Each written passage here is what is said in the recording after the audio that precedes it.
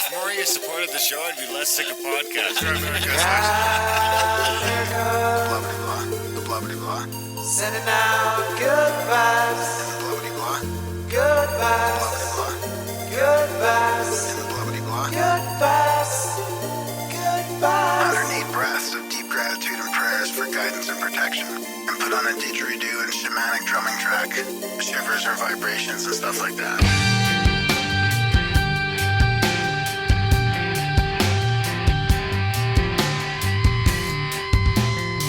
America.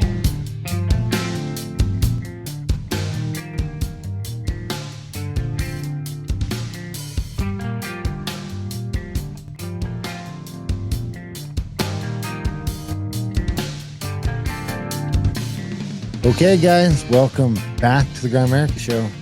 Coming at you this week. I mean, we must be backed up because it seems like we chatted with James Lindsay like a month ago, but here we are finally releasing it. It's a great chat with anti-communist James Lindsay talking about the woke right. Yeah, we barely got into that. I mean, it's been 2 weeks, a little bit over 2 weeks. So Yeah, it was the 13th, right? yeah. Yeah, so we got everybody's favorite podcaster there, Graham Outlaw Dunlop. You got the wrong banner up. This is just an intro. So Don't change it for the intro. Just do I even talk about the banner that I'm picking up tomorrow, or should I not? do the adult brain. Yeah. What? The adult brain. Yeah, I'm gonna pick up the adult brain banner. Yeah. How'd you jinx it? No, I don't want to jinx it because I haven't really tried it yet. But I mean, I might just like stream a couple chapters of narration, just how the sauce. Oh yeah, we should do that, dude. You know what? Now, I don't want it. I don't want a bunch of trolls in there bugging me. No, it won't be like that. It won't be like that. Here's what I was gonna say. We're just. I'll sit in and monitor it. This is now. This is not looking good. I mean, the one day. It's funny. I was thinking about that. Everything seems to be synchronous with the timing right now. It really does. Your birthday, the Canada thing, the Trump thing, your new personal changes in your life, the stuff we're doing with our projects here, Yeah, I was like going to start because you know what I was reading a book. It's going to be, I think I'm going to start with the book that Randall always talks about, the Ragnarok one about the cometary impacts, and this was written by Ignatius Donnelly back in the 1800s, right? And there's lots of visuals in there and there's pictures and stuff. So as I flip through, we'll have sort of a video for adult brain as well. It won't be like super polished because I'll be editing it on the fly. It could be a disaster, but it it gives us the opportunity to live stream on that channel and maybe see what happens because we're talking about our adult brain YouTube channel, which we do the audiobooks on. Actually, what just I released just Sunday was what's it called? The one you just read. The power what? The crowds I had queued up, I changed it. The power of positive thinking. No. The Game of Life. Oh yeah. Game of Life and how to play it. So I had that one. Yeah. And I had the crowd book. Psychology of the Popular Mind or whatever it is. Yeah. So I had them both because we changed the format now. So the words, the verbiage scrolls on the screen while the audiobook is playing.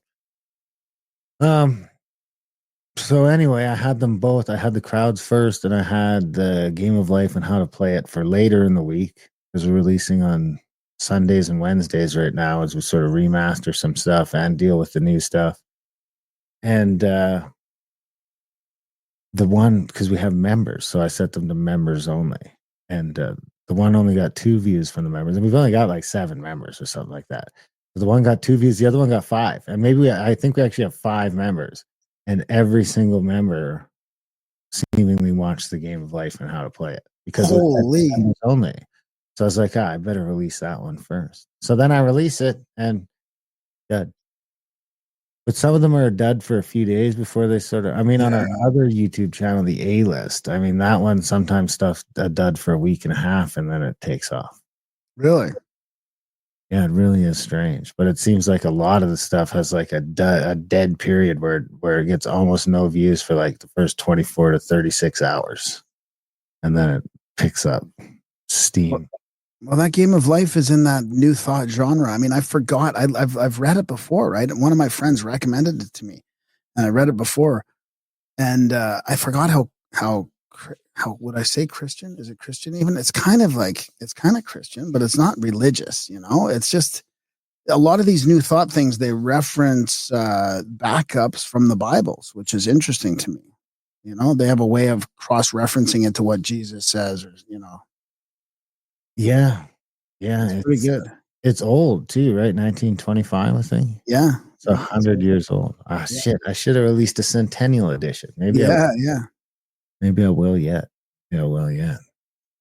On that, because that's the other thing. We do sell books. If you guys want, you can get hard copies from us now. I mean, you can just honestly, the easiest way to do it is going to be to just do it on Amazon. Just go to Amazon and search Adult Brain Publishing, and then toggle to paperback or hardcover or Kindle, and our books will all pop up.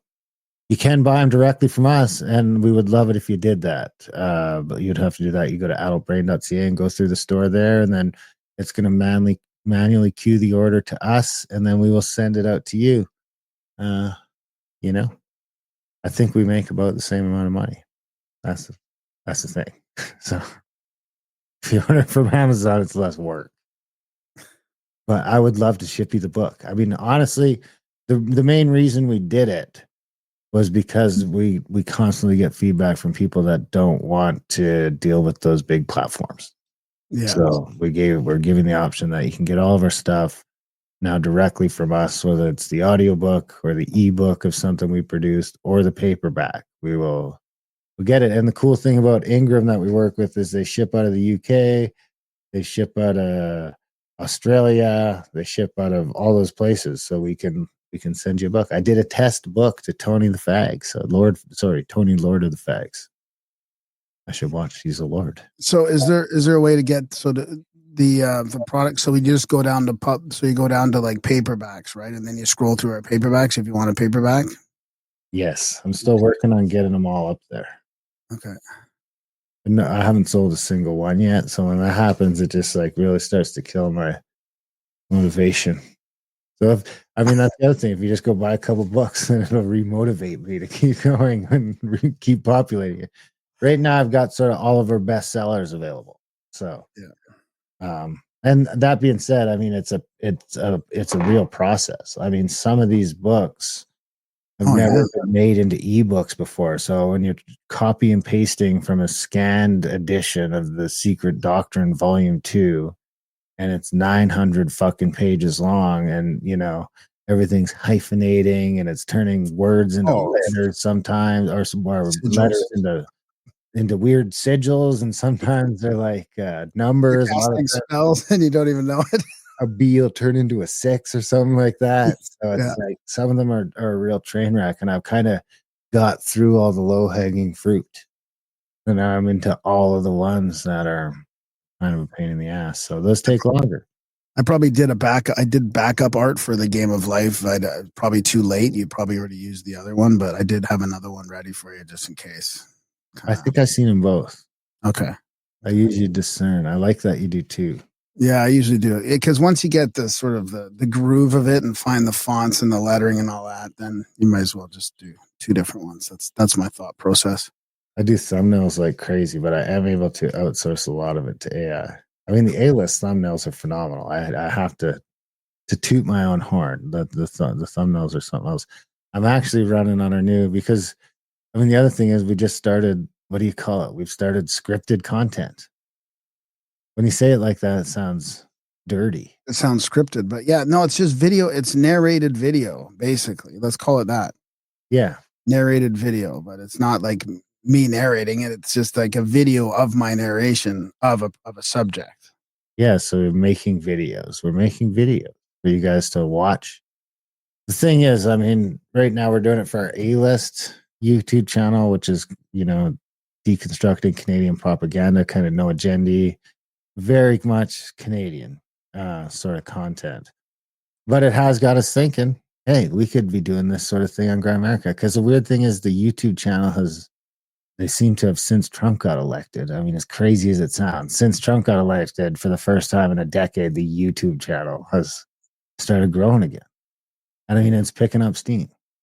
Our original one, Our which original, was just a repository for all our podcasts for a while until we tried to revive it. Then they shut us down and striked it to hell, and then now it's weirdly climbing back. and now it's weirdly climbing back. So, I mean, not that it's like, I mean, it's really, we only got like 15,000 subs maybe or something. It's not, we're not making any money off it or anything. no, we're not allowed to. We're not No. allowed to make any money off it. Not yet, anyways. We're demonetized, but maybe we might be. And we're thinking that it is the kind of stuff. So who knows? We might try some stuff on the YouTube channel. All this to say, if you're not subscribed to our YouTube channel, subscribe. It's just, if you search in Grab America, it's going to come right up. Subscribe to it because you might see some neat content there coming over the next little while, because we've been making some videos for the A-list and it's been kind of fun. We were making some videos before and we got fucking canceled everywhere and had to go into survival mode on all of our other businesses. Exactly. Even audiobooks, we're a survival mode on everything. I mean, we've really been climbing out of that. Like we've been like it's almost like a stock market ticker. We were up there for a while and then we're fucking getting hammered and then we're back like trying to climb out of that valley. And there was three big setbacks with a couple of them. So we're trying to climb back out of it. So now we're back into videos because we are climbing back out of it, and it's Darren's enjoying the process, and we have a narrator. Yeah, so it's not AI narrating it. No, it's not AI narrating it. It's a nice little thing. So it's basically just taking the stuff we know or think we know, and researching it more so that it's true. So we know it's true. And then putting it out in a format that is maybe more digestible to people that don't like us. That's one way of putting it. I mean, some people just can't do the ramblings. You know what I mean? Yeah. And that's what I noticed is that's like 50% of YouTube. Is what? It's like sort of an unscripted rambling. Yeah. So we kind of sliding into this other side of where it's planned and thought out and edited. So go there, let us know what you think. I mean, you can go to the A-list and watch the video. The A as in EH-list. Yeah. And check it out. It's episode 1. The Problems with Canada. Myth of the Confederation, I think. Yep. Oh, man. Yeah, it's pretty good. I mean, because people don't really realize, we're Canada's sovereignty, this big Team Canada push right now. It's like, oh my God, what's going on? Did you hear that the reason we're in prorogation is so that Canada can be a probate? And the only reason that Carney is here is because he's the banker to facilitate the liquidation of Canada and the transferring of assets to the US of A. The whole 51st state thing has always been the plan, and Carney's going to bring it in. It's been happening, and Trump's just flapping his gums about it. Finally, that would be the that's a good one. I like that. I got who sent me that. Is it Cheerio? Yeah, probably. Cheerio sent that to me. I mean, I went to his page. I was like, "Who is this guy?" And he's a demonologist. Oh, and a couple other things that make me possibly doubt the accuracy of the report. It sounds like the Queen getting arrested for stealing kids. Yeah, it's very much along those sort of lines, I would argue. But I mean, at least it's on a short timeline because I think he's saying like on the 4th. So tomorrow, this might all be happening tomorrow. Right. And that, tomorrow it's the anniversary of when the original inauguration was back when the country started. It was on March 4th. Was it? So, yeah, it's an important date for something like this. I mean, are you kidding me? This is like it's all fitting together. I mean, tomorrow's the tariffs, right? Well, supposedly, but I mean, I thought it was getting bumped to April. I'm really confused about all that, to be honest. But I think the 25. So the tariffs that are reciprocal and targeted start in April, but the 25% douchebag tariffs just start, which we probably could have got out of, but the whole country just turned into real fucking retards. Did you hear Carney saying that we're going to have the best economy on the planet? I'm like, what are you talking about, buddy? It makes me think that you're right about this theory because he's been lying. Like he's been just playing games. Oh yeah, it's falling apart. Did you see the when he was like, we're the number one supplier of Yeah. it's like, do we even make those? I don't think we do. And you know what? It was fact checked. We're Less than 1%. So what was he talking about? Circuit boards, was it, or the chips? Not microchips, but semiconductors. Semiconductors. Yeah, we're the number one. What was it? We're the number one supplier of semiconductors to the U.S. that are running their this, that, and the other, and maybe one day they'll just don't show up. And somebody looks at it, it's like 0.8% of their semiconductors come from Canada. Oh, this is what we're dealing with here. And yet people are falling for it. That's the really unnerving aspect of this. It feels like 2020 all over again with the psyops. They're just going hard. Yeah, it's wild. Trump's going to start a war. And then Trump wants peace. Like it just doesn't matter what he does. Yeah, it's pretty funny to see the full NATO thing come full circle. So like basically the U.S. start to. I better not even get into this. No, let's not. Show. We're just going to. If people are interested in our ramblings about that, come and check out the Outlawed Roundup. We get ourselves in trouble. Yeah, we don't want to tarnish. Well, mind you, this is James Lindsay, so this episode probably would.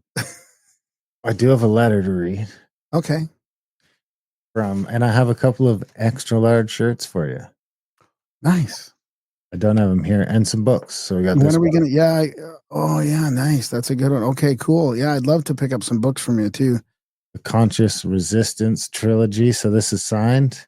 Maybe we'll have to meet halfway now that your days are freer. I mean, did we talk about that? Should we talk about that? I mean, we will get to that in a minute. Okay. To Grimerica, Darren and Graham, I hope you guys enjoy these ideas. The combination of liberty and spirit from Derek Rose, who I think we had on the show, right? Yeah, a couple times, yeah.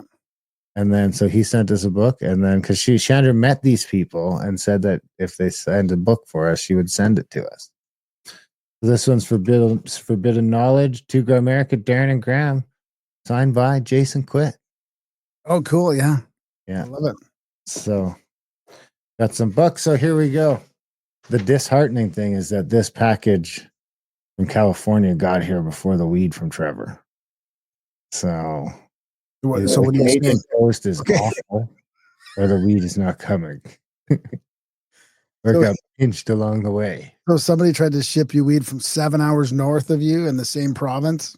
It's not here yet. And it's not here yet, but these books came from the States. Made it. Yeah. Well, that's why somebody was bitching about buying products from another province and it takes so long. They don't even deliver it. They actually have to buy them from the state. That almost got me blocked on Twitter. I know. By table salts. I mean, I shouldn't even talk about it. He's not listening to the show anyway because it sucks. So I was like, well, clearly you weren't listening with an open ear. You hate me. And you're a communist. Greetings, Darren and Graham. Hope all is going well. Was so happy to recently watch the live stream featuring Jason Quitt, one of my favorite researchers at the West Coast conferences. So I'm sending you some items from the latest one. The Conscious Life Expo held earlier this month in LA. I managed to find a copy of Jason's first book, Forbidden Knowledge, which is currently out of print, and had him sign it. It chronicles his journeys from the metaphysical conscious community scene and into the UFO and ancient civilizations community. Although those may now seem like one and the same, although those may seem like one and the same now. Hopefully you'll find his latest research from his two most recent books, Astral Genesis and Gates of the Anunnaki, quite groundbreaking.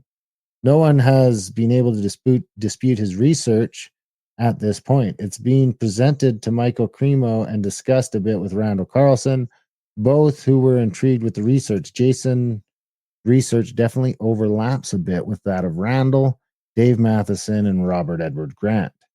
In Jason's conference presentations, he usually breaks down about 15 pieces of the Egyptian iconography. It's just phenomenal what he's discovered.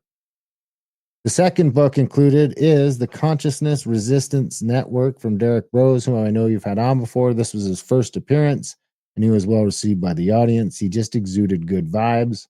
Warm, authentic, and grateful in person. It was quite evident he's deeply thought out how to live the concept of agorism and how to develop parallel systems. Made me want to visit his conscious community in Mexico. Derek also had one of his associates at CLE giving their own presentation regarding their de-Googled smartphone product. Overall, Derek was a unique addition. While there, I also got to catch the likes of Brian Forrester, Michael Cremo, Matt LaCroix, Brad Olson, Paul Hynek, and the cast from Skinwalker Ranch. Of course, the opportunity to catch up with our buddy Gigi from the Fringe FM. Who's that? Is that Joe Roop? No, it's one of the other guys that was. Remember, we met him I think he was at our Eclipse. If you guys ever want press passes to the Conscious Life Expo or Contact in the Desert, I mean, Wow. that might be one to do.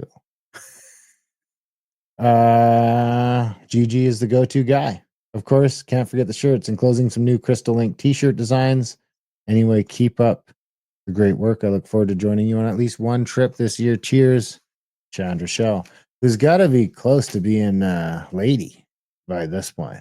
Yeah, I she mean, might be the first lady, right? She might be the first lady. She's got to be close because she's been supporting for a long, long time. Yeah. Let us know, Chandra. And Jason Quitt will be coming out next week. We've already recorded with him. It was an amazing show. I mean, lots of synchronistic stuff between us and him. And that episode will be coming out next week because that was recorded after James Lindsay here. James Lindsay. So I also have another 1080 from our buddy Jim Davis, fat guy down in Missouri. Just keeps coming through. Which is, I mean, it might not seem like a lot. I'll tell you what, if we could get 10% of the audience to do this, we would be laughing. We wouldn't even talk about it anymore because we just, we'd be funded. Well funded. Fat guy from Missouri. I'm not noble.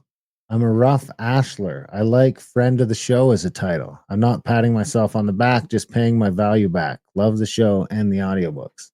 Thanks, buddy. Awesome. Friend of the show works for me. He's a fellow duck hunter. Right. Hopefully one day we'll get to hunt ducks together, Jimmy. Yeah. I mean, that'd be something. So yeah, support the show, guys. It's important. We do need support. I guess we might as well talk about it. The company that I work for shut down today, so I don't have a job anymore. Yeah, a day job.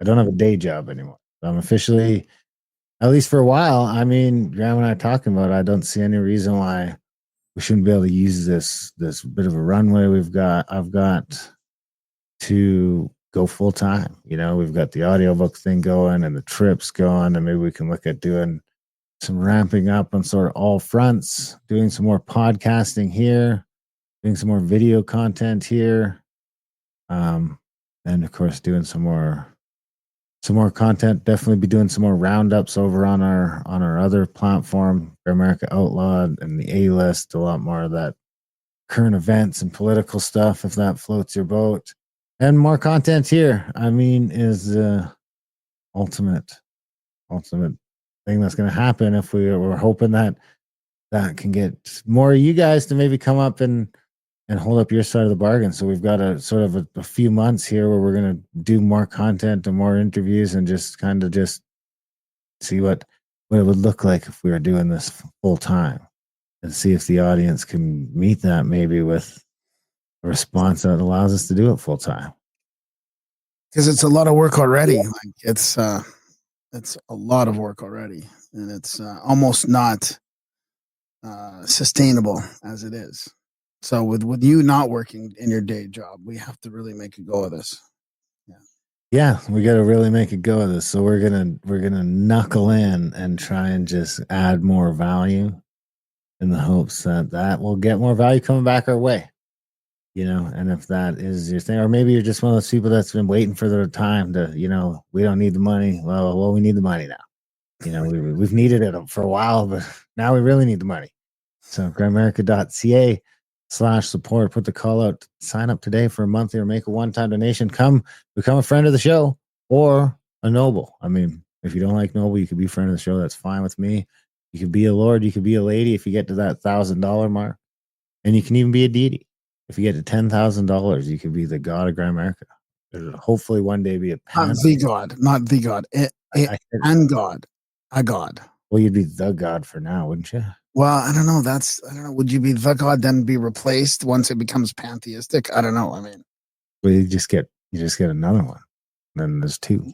no, but there can't be two these, those. Oh. You become a God of Grimerica. And then there just happens to just be one. So you're just by definition the God for a while. Yeah, I mean, let's be honest.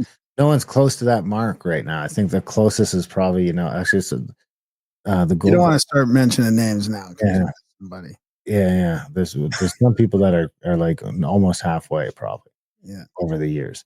But anyway, now's the time, guys. Even if you are a Lord or Lady, you want to send some more in, grimerica.ca/support. Help us through 2025. We've been saying is the year of Grimerica.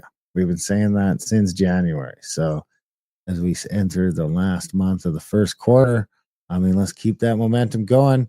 That's the one thing we got to say. We have been getting some more people signing up. There's definitely been a noticeable rise in the support, sort of chipping up as of lately. We appreciate that. We love you guys for it. We're going to ask you to just keep that going at grimerica.ca/support today. Sign up for a monthly or make a one-time donation. And let's see if we can make this a full-time gig or not. 2025 is the year of Grimerica one way or another. So, of course, we're talking about the roundups. You get it over there at grimericaoutlaw.ca. If you want to check out the YouTube channel for the A-list, that's in the show notes. See adultbrain.ca for all those audio books. We just released a couple great ones. They're all on the website there. We must be almost at 150. We should do a count soon. Yeah, we should. It's got to be getting close to 150 audiobooks. There's 80 or 90 of those at least on the YouTube channel if you don't want to buy them. I mean, you can get on those for free on YouTube still if people want them for free. So that's a good reason to go sign up to that YouTube channel and listen. Some people listen to them while they sleep, and then like we could make 25 cents. Probably not that much. It's probably more like 10 cents. So if you listen to that whole audiobook though while you're sleeping, we make 10 cents. So that's the way to support the show.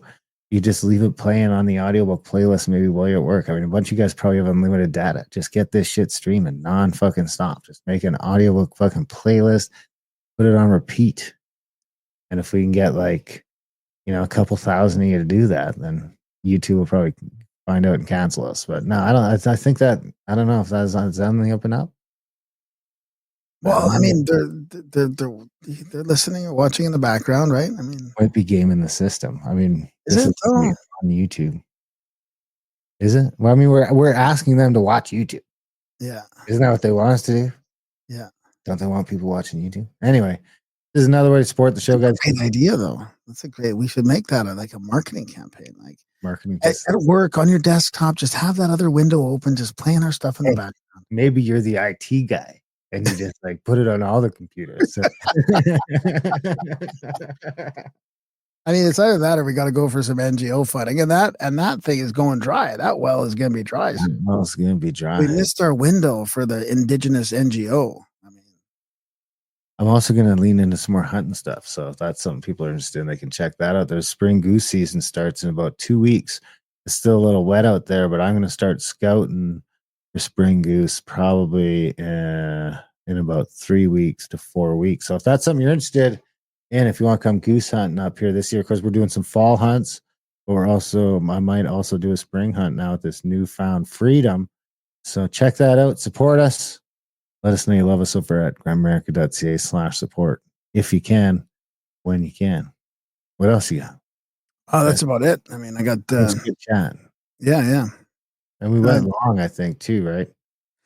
Yeah. Well, you know what we should talk about is we got trolled. We got swarmed by swarms of fucking trolls. We were I was banning things, and they were coming back in with the same name. It's like there's backups to backups to backups of troll accounts just to come in and. I mean, it was a very passive aggressive trolling. It was the weirdest thing. It was only other time at one other occasion, and that was with Cliff High. Yeah. It's something else. Yeah, they're asking like semi-interesting questions, trying to trick. I mean, he knew about it right away, but it was very strange. Yeah.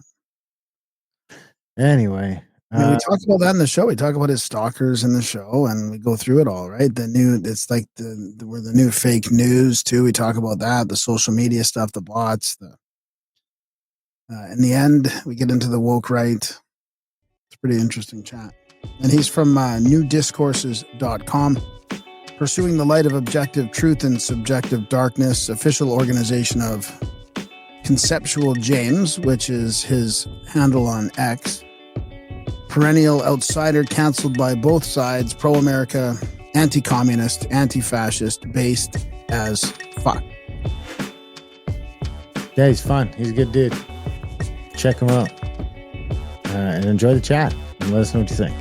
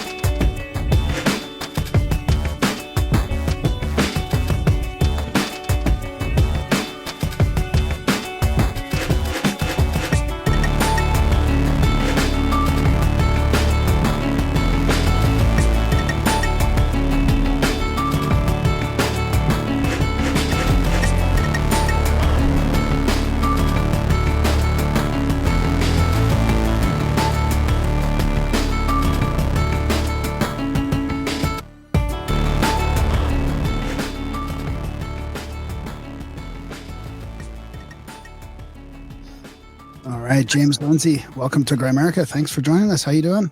Great. Thanks for having me.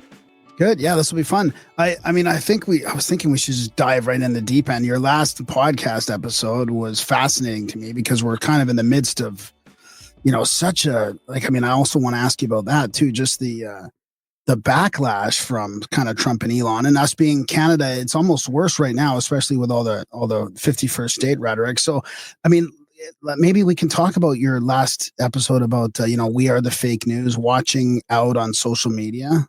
Yeah, I think that's really an important message. Is a lot of people who pay attention to me on social media know, not to make this about myself, but my reply space is a bit wild, right? I always have these swarms happen. And, Right. there's, you say something stupid sometimes, or sometimes you cut a joke and it doesn't land right. And so you get a bunch of stuff and, a bunch of people get mad, and that happens. But that's not a swarm, right? That's, he said something stupid. A swarm is a different activity. A swarm is when very inorganically, and you can tell when it's happening by a couple signatures I'll tell you about in a second, all of a sudden, people find your tweet or whatever. Maybe it's immediately. If you're me, it's usually immediately because they watch me. And if it's somebody else, it might, be an hour or two later. Somebody finds it. And all of a sudden you get hundreds of comments very, very quickly. And the signature that is a dead giveaway is you get comments from people that have 35 followers and they get 400 likes on their comment on your post that got 75 likes in the first place. So that's seriously not real behavior. So what's going on is apparently those are called pods. When I recorded the podcast, I didn't know that.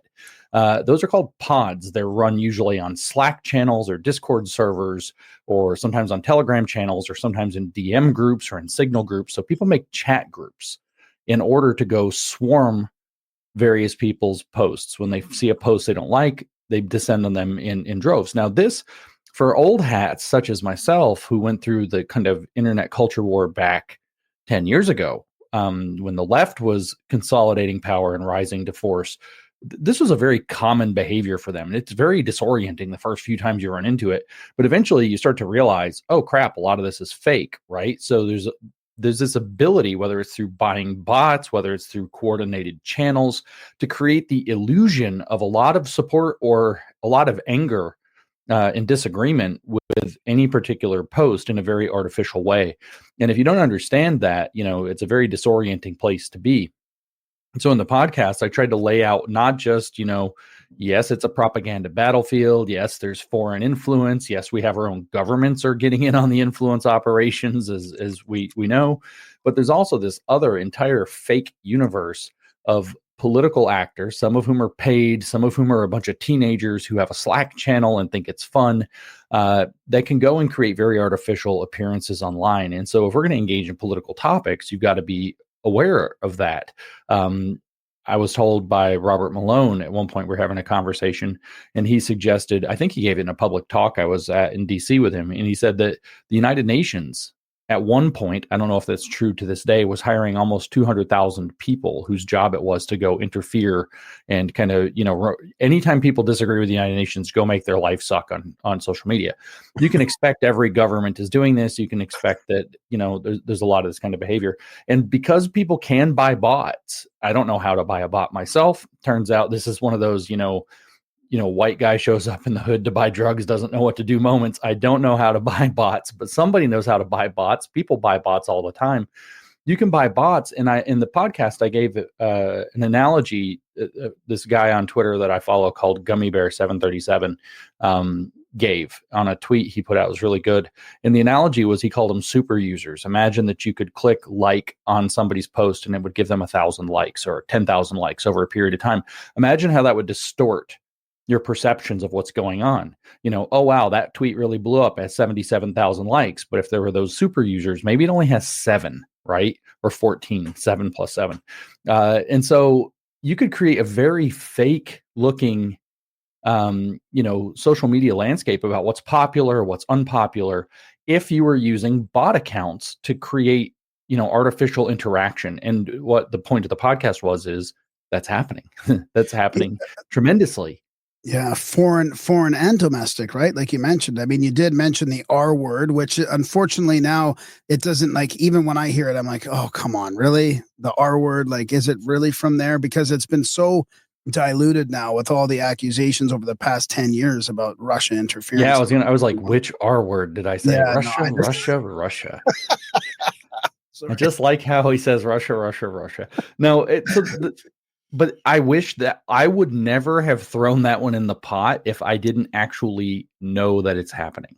I would have, I know that the Middle Eastern countries are doing it. I know that the CCP is doing it. I know that the deep state does it. I know that the UN does it. I know that the British government was doing it. I presume that the American and Canadian governments were doing it. Yeah. Yeah, it has to be. I know that there are private entities that do it. It would have been stupid to say Russia's the only one not doing it, but I wouldn't have put special emphasis on Russia, except that I know that a large amount of the and I'm not speculating, I know that a large amount of the far right and neo-Nazi activity happening on social media is instigated or inflamed by Russian influence networks, by bot accounts run from Russia by Russians. How many of those are bots and how many of those are people whose job it is to sit in a room with 75 phones and type tweets all day? I don't know. I don't speculate on that, and I don't know fully the nature of it, but I do know that there are these influence networks that are housed in Russia that are pushing this extremist rhetoric, in particular targeting countries like the United States and the MAGA movement in Canada to try to split it apart, because that's the generic Russian game. Are they splitting the MAGA movement apart, or are they splitting U.S. up with the MAGA movement? Well, both, right? So generally, they would be very interested. So this isn't talking specifically about what's happening, because I don't know the details on this part. The general Russian strategy of information operation is to create the red team, blue team dynamic, where you've split and polarized. So now you have two groups of people who just can't work with each other anymore, right? Yeah. And so we definitely have that across our Republican Democrat divide down here. Now, MAGA is the dominant power. Trump, obviously, Trump said today that BRICS is dead. The R in BRICS is Russia. Russia has a vested interest in not having BRICS be dead. Trump is opposed to BRICS. Put two and two together. Trump's source of popular strength is the MAGA movement. It's going to behoove Russia and China and these other entities to try to damage MAGA.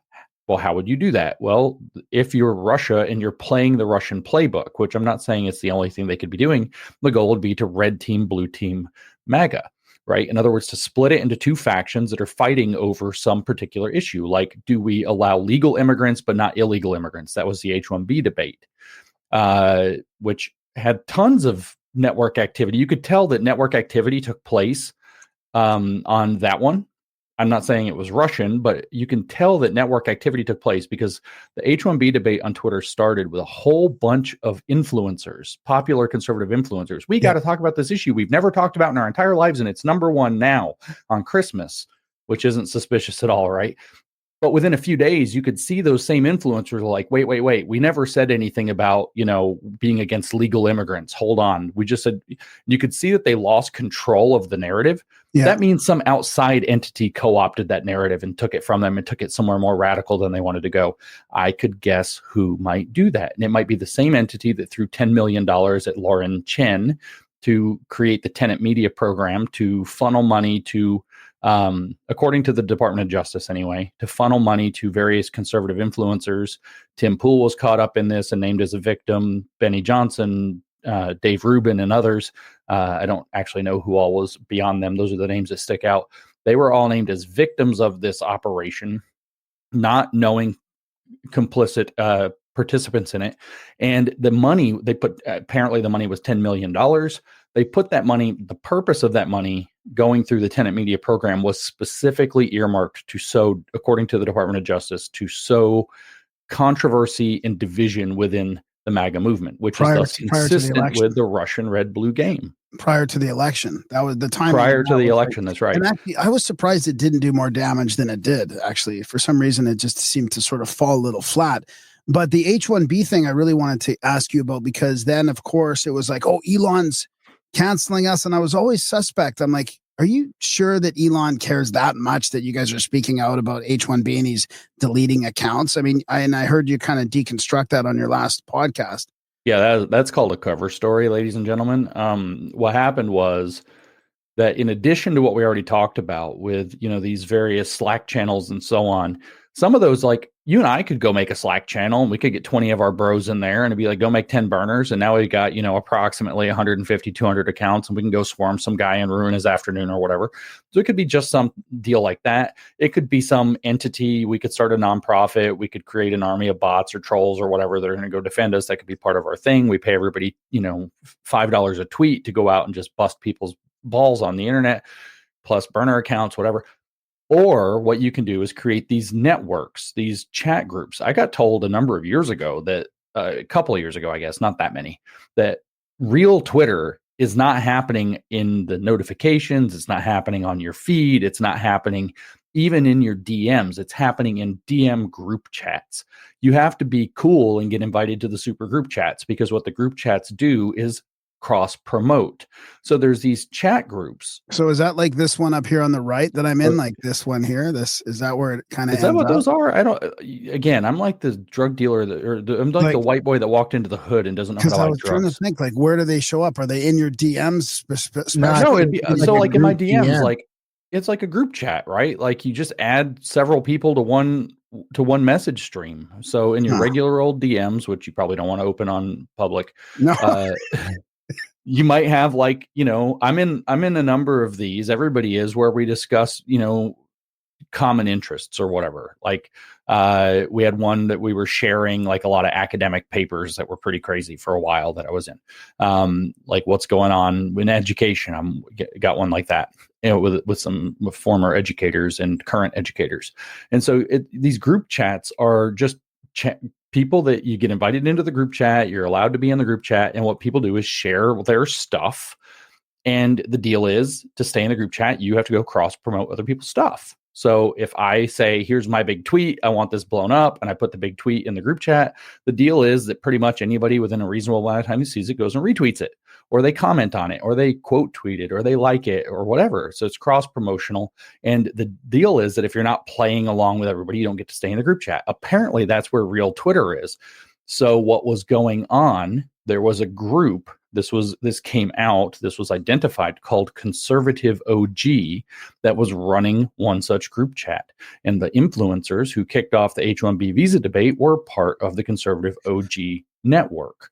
And that Conservative OG network is designed for cross promotion. But it turns out that activity, especially when you're using big number accounts, right, big follower accounts, actually you're increasing your engagement in an artificial way, which violates your terms of service to the monetization program Twitter has. Because it's like, let's go game let's go get tons and tons of impressions by cross-sharing all of each other's stuff, by telling each other just to cross-share each other's, not because you're interested in it, but because we're in this group that does cross-promotional activity. And so when that happens, they violated, and this is the reason they lost their checks. They were not being censored because they disagreed with Elon Musk about H-1B visas, even though Elon got inordinately mad about this issue, like go F your faces or something. Very upset about this issue. And I heard back channel from somebody who knows Elon that he was like legitimately mad about this whole issue, like off the handle mad. But it wasn't because they disagreed with Elon that he went on some retaliatory revocation of their blue checks. It was because they were members of a system or a network that was gaming payout system. And most of them got their checks back pretty quickly because what they were doing, I guess, wasn't egregious enough, or they got their slap on the wrist or their shot across the bow or whatever. But the fact is that the check was connected to their monetization. They were not being silenced. So then they come out with this like absolutely pathetic cover story. We're being silenced because of our views. And people to this day are still hammering that absolutely asinine cover up. It's like, okay, so you were in a system gaming something with money involved, and you got a slap on the wrist. You didn't get censored. You could still say everything you wanted. And then you got your check back after, whatever disciplinary hearing X puts you through. I don't know what in the world, because turns out I'm not invited to such things because I have a bad habit, as I'm doing now, of talking about them. And you're not supposed to spoil the game for everybody. Well, it seems like the left still seems to think that Elon's actively censoring stuff. And I personally, Darren just got his account back, thank God. But I haven't really seen a lot of it myself. So I'm just curious if it's even happening. And then I guess sort of a similar question would be, is this why Elon at the very beginning was talking about like ID and like actually like, is his solution? Are there any solutions to this whole, make a sock puppet look like a bot again kind of problem? I think about it a lot. I have a feeling that you would have a major arms race if they tried to solve this problem kind of finally. It would be an extremely difficult problem to solve at scale, I think. Maybe if you linked it to some kind of a digital ID, but I think that we're going to find that people don't want that enough to where that's not going to be the solution. Yeah. And even then, like the account, the creepy anonymous that does all the hacking, and like they put on the Guy Fawkes mask and a little hood, and they're all scary, except now they're not because their USAID money ran out and they're like not that scary anymore. Well, so you're all going to hack now. So Anonymous has a verified account that says that it was verified with ID, right? So somebody still like that's Anonymous has a verified account with it. Who are they? Like Elon, you could blow this whole thing wide open in 1 second. I don't know how you would solve the bot problem though, because anybody can make an account. There might be some pretty sophisticated AI tools they could develop that could cut back on this. Just I don't know what that solution looks like. Number of accounts per IP type thing or something. You think they'd be able to do something just to. So what I was told was with specific regard to the Russians, what they do is that eventually they do get identified as a network that's engaging in inappropriate behavior like that, and they do get shut down, and effectively. They have these kind of like office complexes, apparently, where these, I don't know if this is true or not. This is what somebody told me the other day. Office complexes where people move basically one door down and they have a new IP address, and it just gets around the problem. And they just kind of like circle around the office or something. I don't know how they eventually keep this going. But you could probably, if you're dealing with like something as powerful as a government, I'm sure they can figure out how to generate fake IP addresses or something. Yeah. Is this still a problem? VPNs exist. This can't be that complicated. Yeah, exactly. Is it also on Blue Sky, Instagram, Facebook, and all that too? And certainly the ability to do coordinated activity is the incentive structure for the kind of group chat I just described, where it's gaming the payout system from X. That probably doesn't exist in the same way because there's not the payout system to game. There is certainly people are making Slack channels and Discord servers and Telegram channels and so on to go create coordinated activity on other social media and across social media platforms. That's undoubtable. So the point of my podcast ultimately, though, is that, frankly, you have to understand that we live in an extraordinary propaganda-rich environment, and the kind of tells, I should say, that you would look at, how many likes does this have? Did it get ratioed? Ratios can be real, but they're often manufactured. When you start to see those tells, they may not be conveying any meaningful information to you, or in fact, they might be conveying the kind of other information like, oh, this is being astroturfed, that you might want to pay attention to. Like Carney in Canada is getting a lot of engagement. People are pointing out his inordinate amount of engagement all of a sudden. So yeah, he's probably buying that. Or there are some NGOs that are paying to have that done, allegedly not in connection to it, but probably, although, with the political motivations, any outside influence, any outside entity could be funding for that to happen.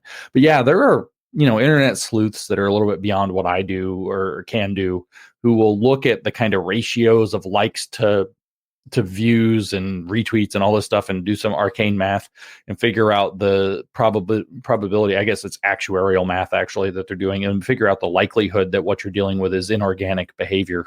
And I would wager that Mark Carney is not a popular character. I would wager, just like 5 to 8 to 10 years ago, a lot of the Democrat stuff would blow up to like 70, 80,000 likes on stuff that was just banal or stupid or horrifying, and it didn't make any sense, and that it was probably being manufactured by bot account activity or by burner account activity, or hell, just people you're paying. If you go, we'll pay you $1,000 a month if you go and we'll send you an email every day and you go like all the tweets. I mean, it could be as low tech as that. Darren, do you got any questions? Yeah, I wouldn't mind pivoting it over. I mean, you got kicked off of Twitter, now X, for tweeting "OK Groomer," if I remember correctly. Yeah. I think I got that. That's why it's against the law to say that in Canada, is because of me. Is it against the law here? Apparently, to call a drag queen a groomer is apparently against the law, or a trans person, I think. Something like that. Check your laws. I'm not a Canadian lawyer. I wouldn't be surprised. So, I mean, on that front, at least you must feel a bit of indication on that front over the last couple of years. I mean, it does seem to be the one.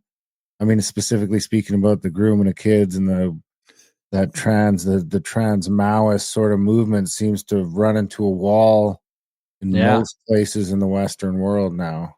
Well, and the stories just kind of like one after. I think it's like every few days I open my phone and there it is at the top of my feed is like another story where one of these, queer educators looking like a clown or something in a classroom with rainbows and everything else everywhere. And it's like wearing a dress with a beard. And it turns out they're being arrested for sexual assault or, child porn or something. And it's like, so I had this, when I first got kicked off Twitter for the OK Groomer thing, a reporter for one of these big outlets, Washington Post, or one of the big ones, right? One of these big lefty things. It might have been the New York Times, but I think it was Washington Post, called me, did an interview with me. And I'm usually pretty reluctant to take those interviews, but I thought, why not? It'll be interesting. So I'm talking to this lady and I'm just like, kind of like yelling at her, like, you don't understand how bad this is and what's going on. And she was like, well, the word groomer, and it means sexual. And I'm like, well, it means political. It means ideological, it means cult, it means a lot of things, but she was fixated on this sexual part. And she was like, where's the evidence that any of these people have ever committed sexual crimes? And I remember so distinctly, I tend to walk around in my yard when I'm on the phone, wandering around aimlessly while I speak. And I was in my backyard behind the house and I was like, it's coming. There is going to be one story after another, after another, after another that's going to come out, because it's not always true that where there's smoke, there's fire, but there's a lot of smoke here. And I guarantee you there's fire under it. And we're going to see story after story. And every time one of these stories comes out, I think about that lady. I send her, I'm not supposed to do my hands or whatever like Elon, but I'm sending all my love to her. You got to be careful what you do with your hands. Sending all my love out to her because Man, was I right. Yeah, it seems like, that wave finally pushed back. So, um, I don't know if you listen to No Agenda or not, or Adam Curry over there, but they've kind of pegged that movement now as sort of a trans Maoist thing, which you were sort of hinting at, a year and a half ago. Do you think we've seen the last of that? Or, I mean, it's kind of going to lead into what we were talking about. How is that? What is that transmuting into? Where are we going to see this? Because it's never going to go away. It's just it's Yeah. like whack-a-mole. That's true. And you guys in Canada is going to be the last country to get its feet back on the ground with this issue. I mean, even Australia is finally like straightening out a little bit, and Canada is still like, full steam ahead. It's just to make it worse. So Canada's got a ways to go. But like you said, I feel like the issue in general has largely hit a brick wall. Like, I mean, so where is it going now? It is in disarray, is where it is now. Certainly they're going to continue to try to push. They're going to keep trying to get these different bills, what we're now calling down here in the States trans trafficking bills, where they can remove people's parental rights, even if the kid's from another state, if they come in and claim that they have an abusive family that won't affirm their transgender identity. And so they're still going to push that. But I think that the Trump administration's really going to get in their way.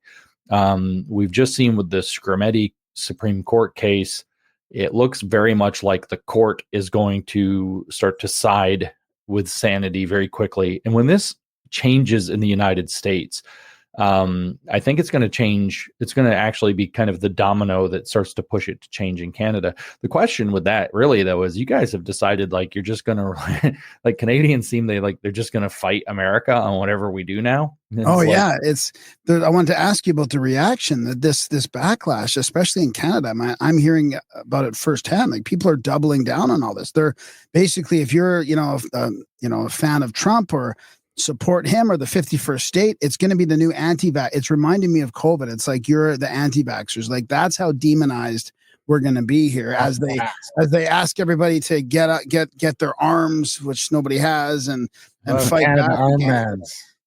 We'll have maple leaf armbands pretty soon. There you go. Maple leaf armbands. And you can come down on your skates and figure out that we don't have any ice here.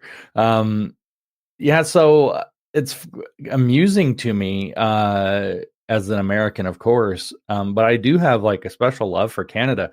I'm one of the people who's kind of got in trouble with my Americans because, I mean, I know there's like the joke side of it, but I don't know how much of real there is under the joke. And I don't want Canada to be the 51st American state. First of all, it's way too big of a state. And so we're probably going to have to break that up. And I don't know how many new Democrat strongholds I'm going to end up with, but I need zero, right? Like Alberta's like a purple state and it's a bunch of blue. I don't need any of that. And I know your colors are backwards to ours, but because actually ours are backwards to yours. Let me be clear. We screwed them up. But the fact is I'm like a keep Canada. Like if I had like my maple leaf hat, it would be like keep Canada, Canada. Like keep that. Canada, I would the fuck out of my country. Yeah, that too, basically. Like the whole point of the whole thing ultimately was to close down the not trivial amount of drug trafficking that's taking place across the border, which is a major problem in Canada and it's a major problem in the United States. And so this seems like an opportunity for win-win. But of course, your Liberal Party, if I'm going to be just make so well, first of all, your NDP is just out to lunch, but then your Liberal Party is like, this is our one last hope, right? Like Pierre is going to be prime minister. He's leading by double digits. Oh wait, we can take was it never let a crisis go to waste. We can take advantage of the America crisis and close the gap a little bit here. And it's really like I was watching a clip of Mark Carney talking about something earlier, and I was like, this is just sad. Like, come on, like it's over, man. It's over. Was he talking about the emergency, like putting the emergency powers in place? Yeah, that's what it was. And I'm like, oh my God. Come on, dude. Like, I don't know how many Canadians are like even down with first the Canadian government, second, the Liberal Party in particular, deciding to invoke emergency powers again. Like last time you did that sort of turned into a disaster. I think didn't that lose in court pretty badly too in the end? It's or still something to that losing. effect. Yeah, it's still losing. It's still Oh. losing. Yeah. So it's like, guys, it's almost just like, I don't know. It's like funny in a sad way. It's like, I don't know. Well, I don't want it's to a say anything bigger, too rude. I think it's a bigger, deeper problem than anybody in Canada realizes, or I'm not anybody, but I think we're the vanguard for the WEF, the UN, all that stuff, the climate change grift. I mean, this is all like Canada is, bordering the US, and it's a globalist entity Yeah. that will never, will always want to fight against the US, especially with Trump pushing back and actually like, at least saying that he's getting out of all these things. I mean, they just can't have it. They will not let that happen, I don't think. So we're going to be stuck, Canada, in the middle of, whether it's the EU or BRICS or whatever, just to fight back against the States. I think that's a huge mistake because, Canadian interests, you guys have, especially there in Alberta, you guys got tons of natural resources. I think it was Pierre. I just saw a video of Pierre talking the other day, and it's like that Canada should be the wealthiest country in the world. And he was going through all the numbers about how many natural resources you have, especially oil and gas, but also, minerals, fresh water, lumber. Like, you guys have crazy resources, crazy opportunity, and it's all just kind of on lockdown by this crap environmental policy, et cetera, that the Liberal Party's been pushing since Trudeau Sr., aka Justin's dad. We say dad, right? His dad, his real dad. Pierre Trudeau, Trudeau mania, starting in '68. I did a podcast about this. I was shocked. This guy sent me this paper, and it's from this academic who's like, Pierre Trudeau didn't go far enough because he's some lefty lunatic. But he's talking about how, I don't know if you know what the Club of Rome is, but the Club of Rome is the Club of Rome is like, the world's too populated, everything's going to go bad, so we got to get rid of a bunch of people. And I mean, that's literally, their books are called things like Limits to Growth and Beyond Growth and stuff like that. And they were formed, they came into being in like 71 or 72, and they had their money, they had like all the stuff to launch in the late 60s. And the World Economic Forum, as soon as they launched, they were directly, Klaus Schwab brought them in immediately, made them partners with the World Economic Forum from the first year. And so 50 years ago. And they didn't have what they needed to get off the ground because they didn't have any politicians anywhere in the world who were backing their crazy neo-Malthusian Marxist plans. And then along comes Pierre Trudeau, who underwrites the whole thing. He's like, Canada will be your partner. And so the whole environmental program is that Canada has been enthralled to for over 50 years and has been kind of delusionally proud of, is tied to this entity that believes that if we have more than like half a billion or 2 billion people on the planet, then calamity is around the corner. It's a doomsday situation. Therefore, everything climate change. Therefore, you guys all need to freeze to death in the dark while you starve, in the name of the environment or something like that. And Canada it's like, Pierre's right about this. He's like, you guys, if you unleashed, not in some reckless or greedy or insane way, if you unleashed the opportunities that Canada has in terms of natural resources, energy, and so on, and you had a strong partnership instead of this weird loggerheads with the US, you guys would be I think you'd actually start to, in a lot of ways, be the envy of North America. Besides the natural beauty and getting to escape the friggin' heat in the summer down here, there would just be you would have so much wealth, and you always do such cool stuff with it.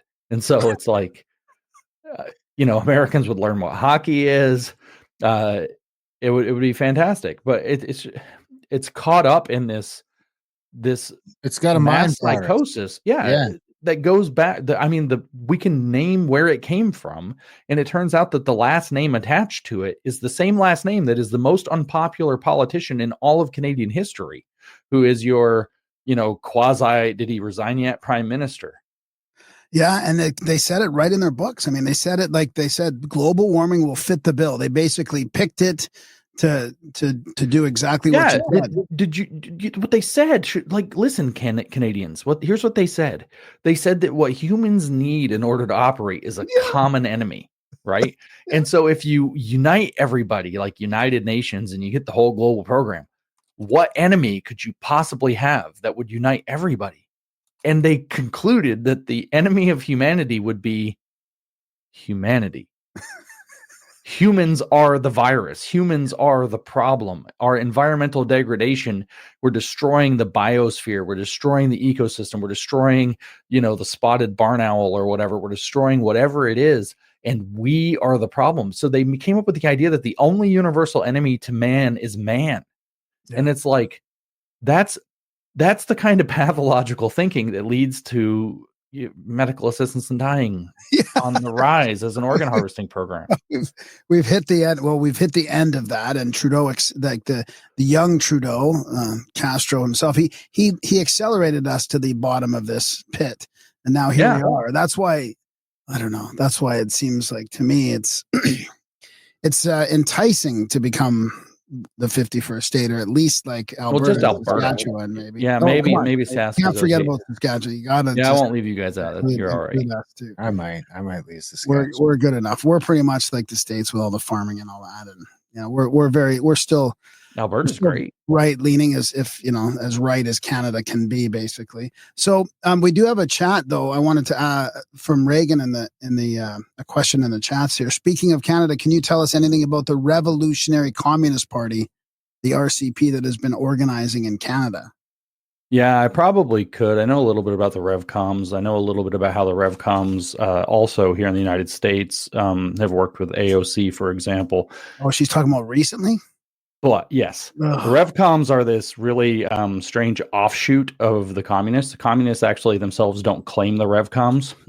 They say that it's a weird cult that was an offshoot. I'd have to go back and read about them again to remember what the deal is, that they don't agree with each other. But I know who Reagan is, so we got to have a conversation. Reagan is one of my crazy stalker's lieutenants. Oh, and so we got to talk about my crazy stalker, because this is what they do.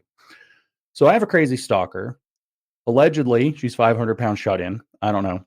She sends people every time I do a live stream to come to all of my stuff and harass and put these questions to try to get me to say things, because they got some weird sadomasochistic dominance thing going on, some weird sex cult they're running. I don't know. You should see the memes. It's like me being bondage dominated by this fat woman who's really ugly. And it's all like, say capitalism, James. They want me to do certain things, and then they celebrate when I answer their questions or when their questions make it on the air, and they try to disrupt the streams. So what I want to say about them is this problem has gotten big enough to where I talked to law enforcement about them, and law enforcement went digging, and law enforcement came back and said, well, these people violate terms of service like this, because what she's doing right now is violating terms of service. She's probably co-streaming your content on her channel, which is against YouTube terms of service. And she keeps getting reported for it, but she never gets kicked off. And so he said, I can't explain this for certain, but I'm pretty sure there are very few explanations for why somebody's account would be allowed to violate terms of service so much. And the most common, most likely option is that this woman is a confidential informant, aka a Fed. Now you say, well, who would want a 500-pound shut-in as a Fed who does all of this weird shit on the internet and has an obsession? Could you imagine being her FBI handler? Like, he's got to be screaming, like, leave James alone. Leave James alone. Oh, my God. Could you just do something different one day? But what this woman has done in the past few months, allegedly under the auspices of getting my attention, has gone full Groiper, claims she loves Hitler, claims that she's super racist and all of these terrible things, uses the N-word with the hard R, puts out all this pro-Hitler stuff. Hitler was right, blah, blah, blah, because she's ingratiating herself to the Groiper group. She went on a road trip with one of the Groipers. She flew across country. Married woman flies across country to go on a road trip with this alcoholic loser that goes by Siggy Friend. They make it partway across the country. It all falls apart. Why would this happen? Oh, wait, she's probably a confidential informant who's trying to get Groipers to go to jail, like she got Jay Sixers probably to go to jail, who she probably was the first. That's where that probably started. We don't know the details. What I just said is all speculative, but I don't answer questions from their groupies. Okay, good to know. I was wondering why the chat was so full today. Yeah, so that's a tactic that they use. It's also a violation of terms of service. The tactic is to make it so that it's so unpleasant for people who host me that they won't host me again. Usually I don't even look at the comments, so I will. I never look at the comments, and except when people send me screenshots of what these people are doing, I've literally never see any of it. But it's been going on for months and months, years actually. Some weird sexual obsession and like you. Yeah, it is weird because that definitely, we never have that kind of activity in here. So they're definitely following you around. Yeah. Again, imagine being her FBI handler. Leave him alone. He's got to be screaming into a pillow every night. Leave him alone. Anyway, find something else to do. Anyway, let's how much does, because we've kind of got this sort of reactionary response to the left now that's almost programmed on the right over the last little while. But so how does because most of the right is not, I don't even know if it's a far right, but not far right like politically, but there's a bunch of the fringe of the right that is getting weird. Is getting weird and it's kind of getting cancel culturally.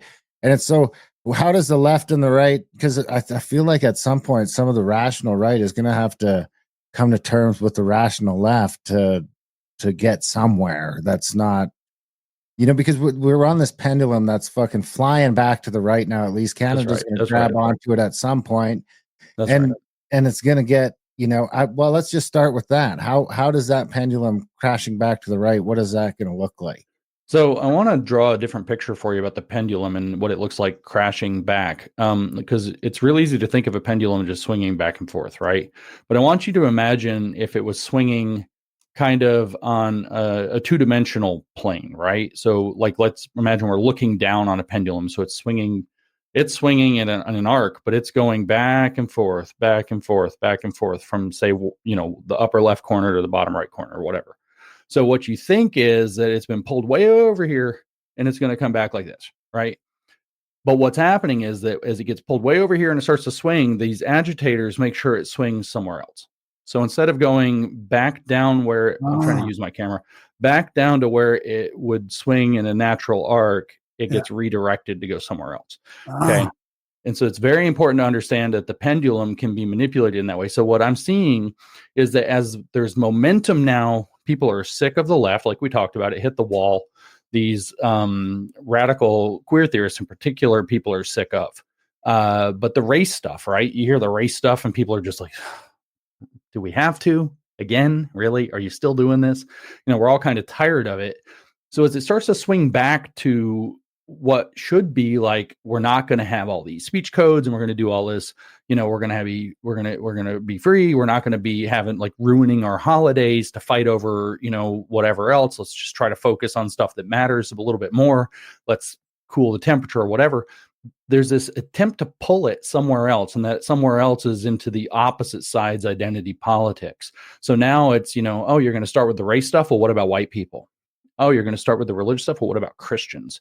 Or you're going to start with the feminist crap. Well, what about the men's, right? And you're going to just drag it over to some other domain to try to keep it in that high temperature, high division fight. So it's not a natural return back. So I think that that's extremely important to understand, is that the goal is to make sure that we don't get to come back to normal, because what you're talking about, is the rational left and the rational right are going to have to figure out how to get together at some point, right? We do share countries, we do share cities, we do share communities, we do share neighborhoods, we share churches, we share lots of things in common. We're going to have to figure out how to talk to each other again. And what I've noticed was a strong desire for that. I saw it with the coalition that decided they were willing to vote for Donald Trump this time. Trump's a polarizing, divisive figure in a lot of ways. I think he's great personally, but he's a very polarizing and divisive figure. So how weird is it that we have tons of Democrats coming out? Oh, well, I'll hold my nose and vote for him because things are so crazy, or because he's got Robert Kennedy that he's talking to. We've got Robert Kennedy confirmed today. We got Tulsi Gabbard confirmed the other day. It doesn't matter how much you like these people or if you think this were good or bad appointments. These people were Democrats. Tulsi was a Democrat until recently. I think Kennedy still is. I'm not sure if he got rid of that or not. So you're having some real attempts to have this kind of cross-partisan collaboration, and I think that is the vibe that elected Trump. It was kind of like, enough of this. Let's get back to normal, right? And now there's this attempt for this fringe group on the right, and fueled by the stuff we started talking about. Like I said, the point of a lot of the Russian activity is to stimulate conflict in this regard, to radicalize people rightward. A lot of that's happening to make sure that natural return back to swinging. We swung way out to the left away from normal. The swing should be back toward normal, but it's not swinging back toward normal. It's being pulled off into a different kind of crazy. We got to go hard. We got to do this. And if you don't, you're not a real Canadian, a real American, a real conservative, a real Christian, a real whatever. I mean, that's cult talk right there, right? If you don't do it our way, you're not a real whatever. And I think it's deliberate, because when we're in that place, we're not getting along. We're not forming the broad coalition that got somebody like Trump elected. You're not going to get the same kind of coalition that's going to be behind Trump in America that might be, electing and standing behind Pierre. Pierre's not perfect. He's really good in a lot of ways. There's some things he's come along on a little bit slowly. He's a guy. He's not perfect. If he was a woman, he would also be not perfect. It's not a male-female statement. So Pierre's not perfect, but he's going to need a broad coalition of Canadians who can stand behind him. And what's going to unite these people is that we want our lives back. We want to go back to normal. And all of this radicalism, and it doesn't matter at some point what radicalism looks like, is what we're kind of sick of, right? And so the only way that's going to be possible to deal with is to start putting solutions forward and putting wins on the scoreboard that create the solutions that bring the temperature down. So, it's difficult to say. Trump's taking a lot of very bold action very fast.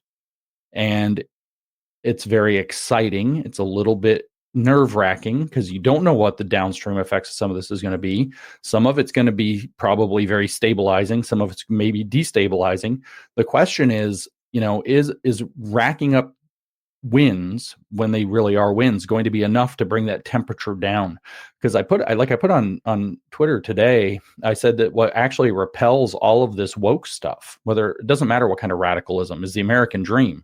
Because if you believe, and there's enough reflection in your day-to-day experience that it's true, so you can continue to believe that if you get a good idea and you work hard and you invest in yourself and you invest in something, whether it's property, whether it's a business, whatever, that you can build it and you can you can build your life, you can elevate yourself socioeconomically.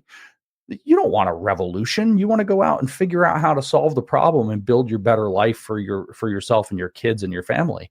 And so the American dream is the antidote to all the resentment under all these radical politics. So the question, and a Canadian dream too, right? Because you guys in this sense really are our philosophical brothers. Both countries have always shared that same drive for self-determination and to be able to build your own and have your own, and a very American, Pan-American spirit there. So I think that's like, we've really got to push that's what we want. We want to see that reflected, not just from our politicians and their rhetoric, but from what they're able to achieve. But we also want to see that broad movement growing at the level of the ground, saying this is what we want. What we want is we don't want to go back to some screwed up kleptocracy that was under a blanket that we didn't realize was robbing us. We don't want to just go back to the way it was, which is nonsense. What we want to do is we want to go back to having our real lives where we're not consumed by political radicalism every day, or we're not consumed by the next extreme thing, where I don't have to care what color the guy over there is if we're getting along. We just don't need to think about this crap. And I think this is a yearning a lot of people have. They want to go back to that sense of normalcy. The biggest challenges are people under 30 have never had it. They've never experienced it. They don't know what it looks like. It's a unicorn. It's mythical.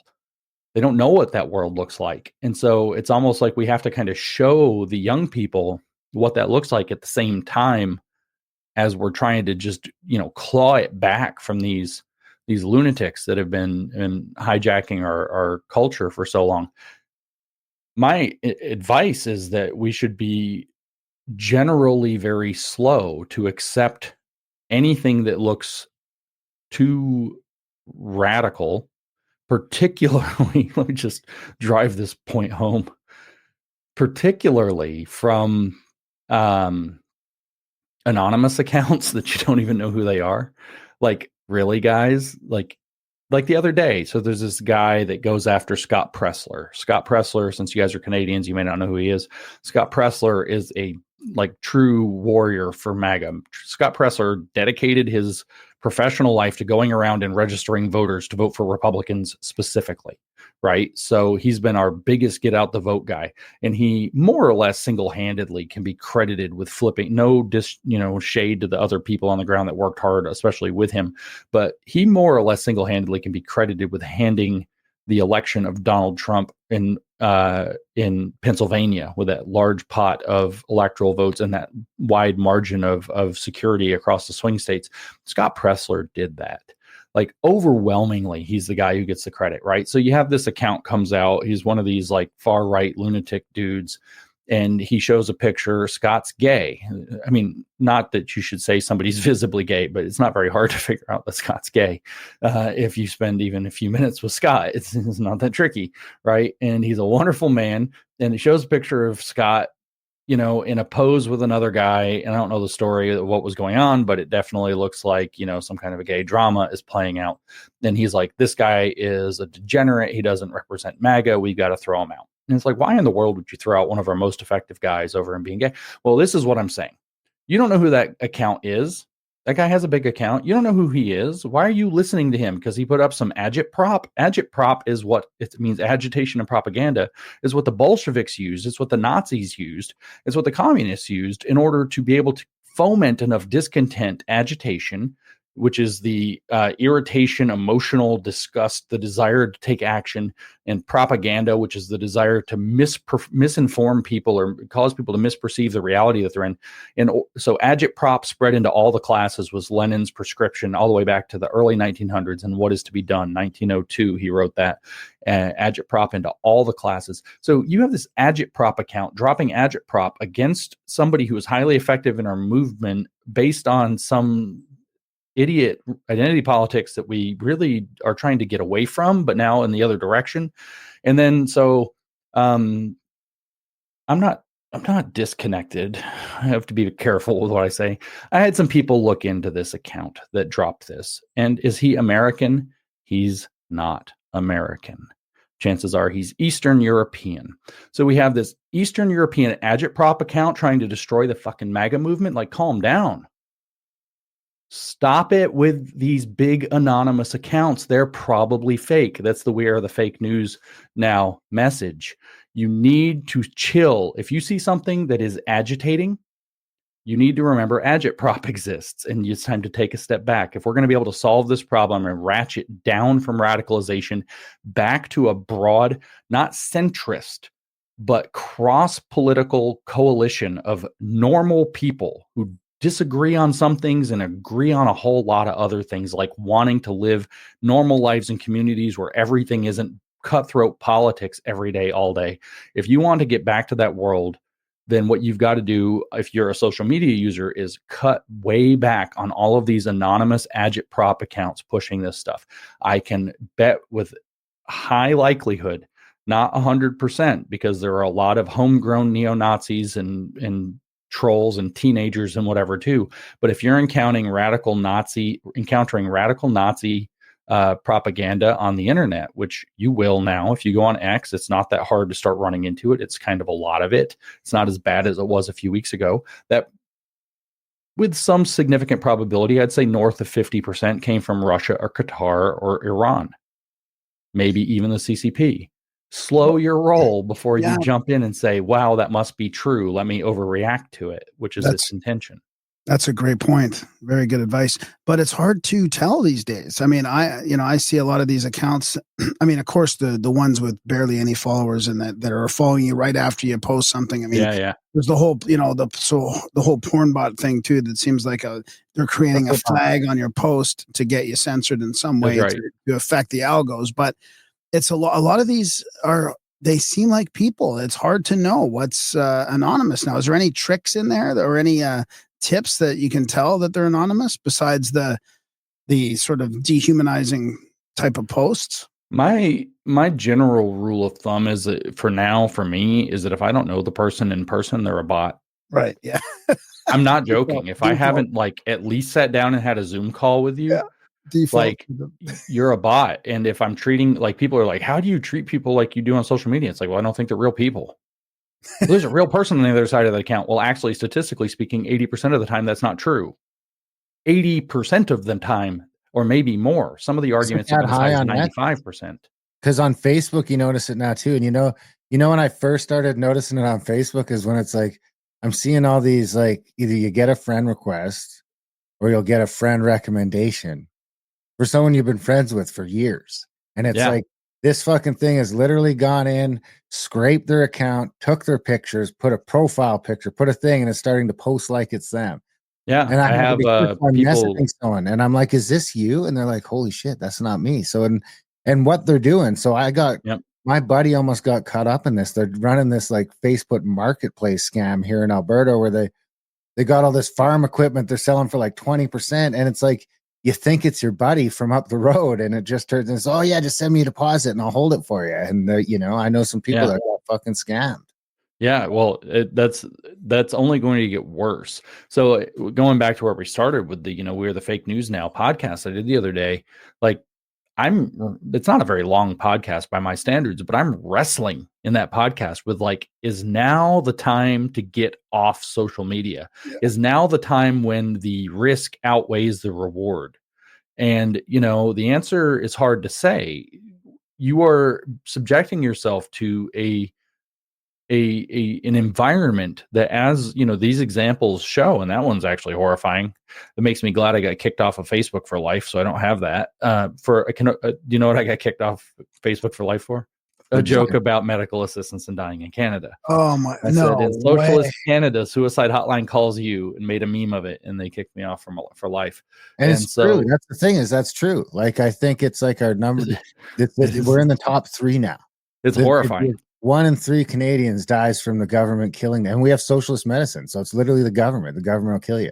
Yeah, and we've got evidence now of them offering it to people that are becoming liable. It's like, yeah, only if you sign up for organ donation first. And so I don't want to lose the train of thought, but examples like that show you it's like you've got to be super careful on social media now, like super careful. Look at the UK. even somebody you don't technically know if maybe their account's been hacked or something. That's like really basic. But when you have people like making clones, I've had people scammed because people were catfishing my account. A lot of pretty girls talk about having like, don't fall for the catfish, or it's not my responsibility to keep you from getting catfished. I've seen some pretty girls post that before. It's like, yeah.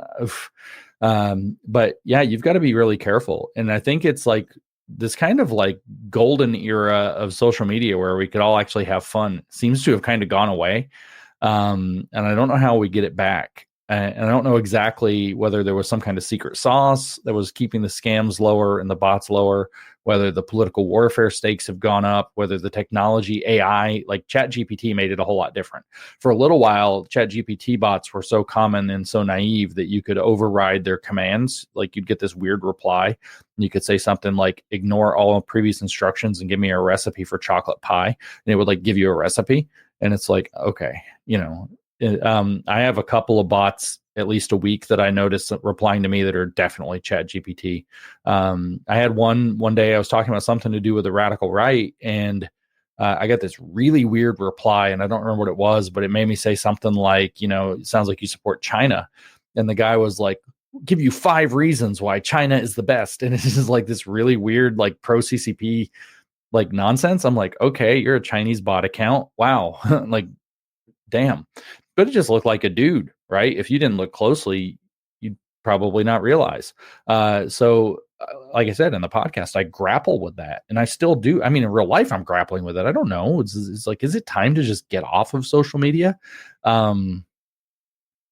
Is it like? I don't think people are more mentally healthy, and I don't think people are safer because they're interacting on social media now. There are other benefits, but it's really like this is actually, in my opinion, a pretty scary time with it.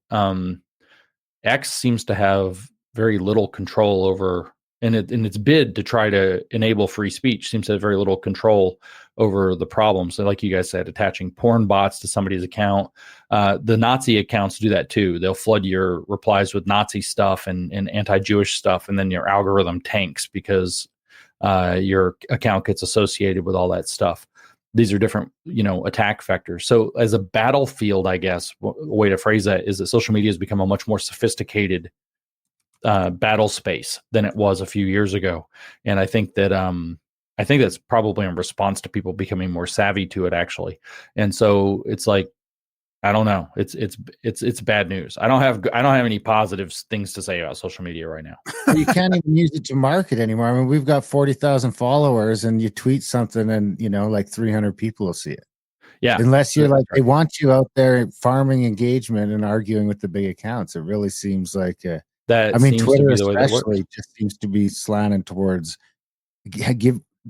It's like it's made to instigate a physiological response. Like if I get into Twitter for so long, I can feel my fucking blood pressure going. I feel you 100% with that. And I was having this conversation like a couple of weeks ago. I feel like the algorithm's designed to make people mad. It's like it's designed to like if I dunk on somebody, right? I get it. The algorithms may be stupid. And it's like, wow, James interacted with that stupid asshole. Let's give him 10 more of that stupid asshole's things. It's like, I don't really need like a naive algorithm that's going to just pump me full of, for a while before the election, I would like make fun of some Democrat that said something stupid that, gave me the opportunity to make some point. And my entire feed for most of the rest of the day would just be Democrats. And I'm like, God, I can't even use this place. It's like, who programmed this? Even Elon Musk about a week ago tweeted, the algorithm sucks. Yeah. It'll be interesting to see what happens if he can fix that, or if he wants to fix it. I mean, he's got to do something, I feel like. I don't know how he has time. He's over there like dismantling the federal government at the same time, like sending rockets to space and catching them with chopsticks in the Indian Ocean. Like, I don't know how he has time. Do we have time to quickly touch on the woke right? Military complex working for him. Yeah, that's true.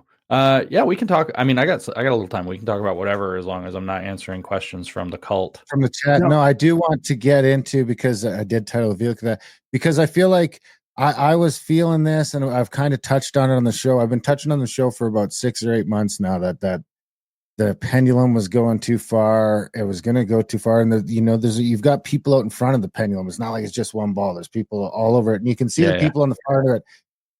And I think you were probably the first person I seen put that sort of label on it. But I've been talking about here.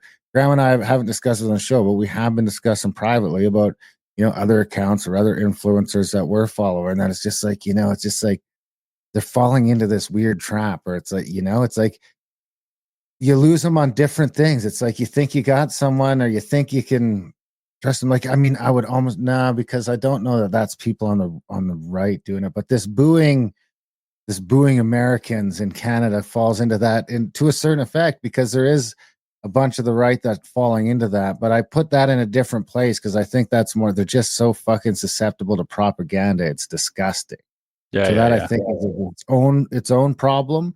But yeah, if we could just sort of break down the woke right and what that is and when it first started sort of showing its face. I mean, it's not new. We used to call it the alt-right 10 years ago. And so it's the exact same, and in many cases, well, that was weird, though, because we got turned into the alt-right somehow like 10 years ago. Yeah, that's right. So the left screwed that up, because what they did was the alt-right was this real thing that was, it's kind of a range of views. Some of them were outright, openly, like Jared Taylor is openly a white supremacist, right? So he was part of that. And he just recently got back on X and went gangbusters. I don't think the neo-Nazi component was all that big 10 years ago. It was definitely like the manosphere, those anti-feminist patriarchy dudes that are like, sort of the saddest thing I've ever seen. Like those guys formed this sort of radical contingent on the right. A lot of them started reading, a lot of kind of edgy philosophy. Not all of them are philosophers, but some of the younger guys got into like Julius Evola, started reading his crackpot wizardry. Next thing you know, at Charlottesville, they're carrying tiki torches. It's like literally that's who some of those people were. And there was this alt-right phenomenon. And then Trump actually kind of didn't get along with it, and it sort of died down. And for whatever reason, going through 2020, I don't know if it kind of got squashed, if we were all too busy fighting about COVID and BLM or whatever. And it all just kind of like, that wasn't the focus. Like those guys were still like doing their stuff, but it wasn't the focus. And they sort of ingratiated themselves back into sort of mainstream conservative circles. And then all of a sudden, we're coming up on this 2024 election for Trump against Kamala. It's very focused on beat the Democrats, beat the Democrats, beat the Democrats. You got kind of parallel things happening in Canada. I don't mean to make this so America specific, but I'm American, so it's what Americans do. And then that's why you guys boo us, because if it's not about us, we don't care. And I'm joking, of course. But then as the election kind of came close, they really sort of erupted. But I first, other than the alt-right stuff, I really was aware of this kind of creeping movement within the conservative mainstream by the beginning of 21. In January of 21, I encountered some of these guys directly, and they said alarming things. This was in person, even during COVID. They said some alarming things, new Inquisition, Hitler knew how to get rid of communists, like talking really edgy, kind of hard. We're going to force convert and kill people, blah, blah, blah. And I'm like, this is sort of insane. What's going on? This very different set of philosophers they were reading, very, very much. Again, Julie Savola comes up, but also Thomas Carlyle. I wasn't really hearing too much of I don't think I heard Carl Schmitt's name yet, but Carl Schmitt became one of their patron philosophers. Don't know if they were reading the Italian elite theorists like Mosca yet. I know that some contemporary characters like Adrian Vermeule and Patrick Deneen and Reno were all kind of in these circles. And they had this, take that, broadly speaking, the American liberal, Canadian liberal, Western liberal experiment has failed. It has already failed. It is already dead. We need to move on to something else.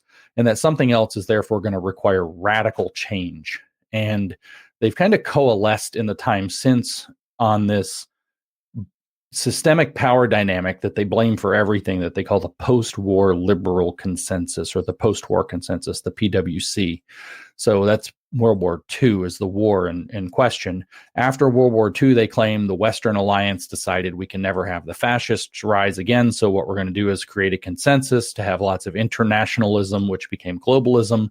We're going to build a United Nations. We're going to establish Israel in the Middle East. And we're going to basically stamp down on fascism. But at the same time, they were soft on communism, which seems to belie the entire history of the Cold War. Because we were not at all soft on communism, but we were not focused, I think, correctly on some of its threats, in particular domestic threats, and also the Chinese situation, the CCP, which we allied with in the West to try to destabilize and offset Moscow. So they've created this whole mythology where everything wrong comes downstream from the post-war consensus to basically create an international liberal order and box out so-called what they call true conservatives, which are going to mostly what they're referring to are racists and fascists by that term. But they also, try to loop in people like Edmund Burke conservatives, Burkean conservatives, and which I did a lot of reading about Burke and Burkean conservatism, and I was really confused. It's considered like this kind of like half.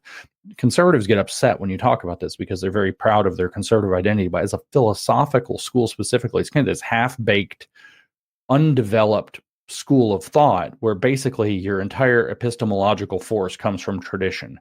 Whatever we were doing before, if it ain't broke, don't fix it, turned basically into a globalized political philosophy. And that's fantastic, except that it can't handle change. And so it can't handle the fact of, say, technological change. When you have a truly transformative technology like the internet come along, just do what our traditions tell us to do doesn't have really an answer. So it's got this weird weakness to it that the conservatives themselves, and I mean this with a capital C philosophical school, not people who see themselves on the right side of political issues, they just don't have strong answers. Like I said, it's not, but even in their own articles, they talk about how it's not thoroughly developed. And I think that they're right to a degree. I think that tradition does have epistemological force, for example, that a lot of people don't give it credit.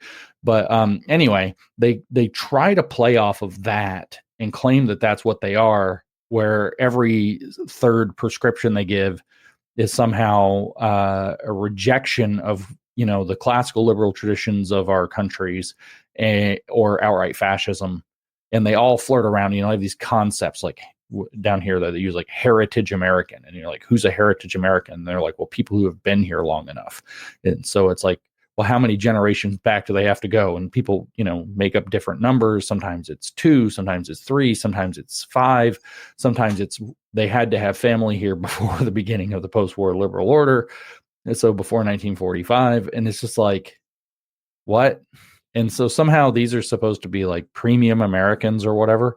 And it's like, when Nicole Hannah-Jones tweeted out that you can be racially black, but not politically black. So I guess it's like heritage American is like the equivalent of politically black. It's like this elevated status where you're kind of like more valid as an American than a regular American.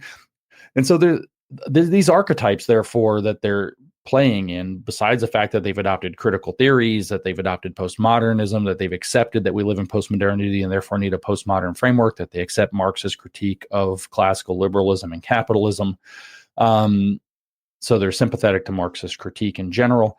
Aside from those facts, just the way that they behave, it's all identity centered. There's a systemic power that was constructed by the power elites that are keeping people like us out from the halls of power. We need to seize power from the grassroots up and overthrow the system and install ourselves so that we can, rule over with state power such that, our philosophy is the thing that everybody is going to accept. That's all very woke thinking. That's all stuff where if I said exactly the same stuff, but made it about race and sexuality, everybody'd be like, yep, that's the best description of woke I ever heard. But because all of a sudden now it's about right-wing flavors, people seem to have like this really weird visceral reaction against it. Which is fine. You don't have to call them that. You could call them, in fact, woke. If you don't like woke right, because that's confusing to you, you could call them woke nationalists, because they have a woke view of what the nation is and that how you're authenticated as a member of that nation. P.S. The way it is that you agree with their political philosophy. If you don't agree with them, you're not really one of them. So you don't really count as part of the nation because you're a traitor or something. Like the feminists, you're a gender traitor if you don't agree with feminism. Well, you're a traitor to the country if you don't agree with their philosophy of the country. It's shockingly parallel. So I didn't come up with the term woke right, but I borrowed the term woke right and I stuck the term woke right on them. And like, I just kept hitting them with it a lot and they really got mad. And the madder they got about the term, the more I liked using it on them. It's like they were authenticating themselves as needing to be called this. And it's been this kind of downward toxic spiral for me as a result, but it's also stuck a label to them. Whether it's the best label or not, I don't know. But it's stuck a label to them that is forcing conversation around the very real issue that they exist, that they're a problem, that they don't represent what we were talking about before, this ability to pull back to a, older sense of just being normal. Like without a revolution, No, we don't need we don't need no revolution. Like I'm even like Elon Musk is all tweeting, we need a second American revolution. It's like, no, really, just like get the corruption out of the government. Fire and or prosecute the people who are doing corrupt things. Close down unnecessary departments. We do not need a revolution. We do not need a new constitution. We don't need a new political order. Needs to be no overthrowing.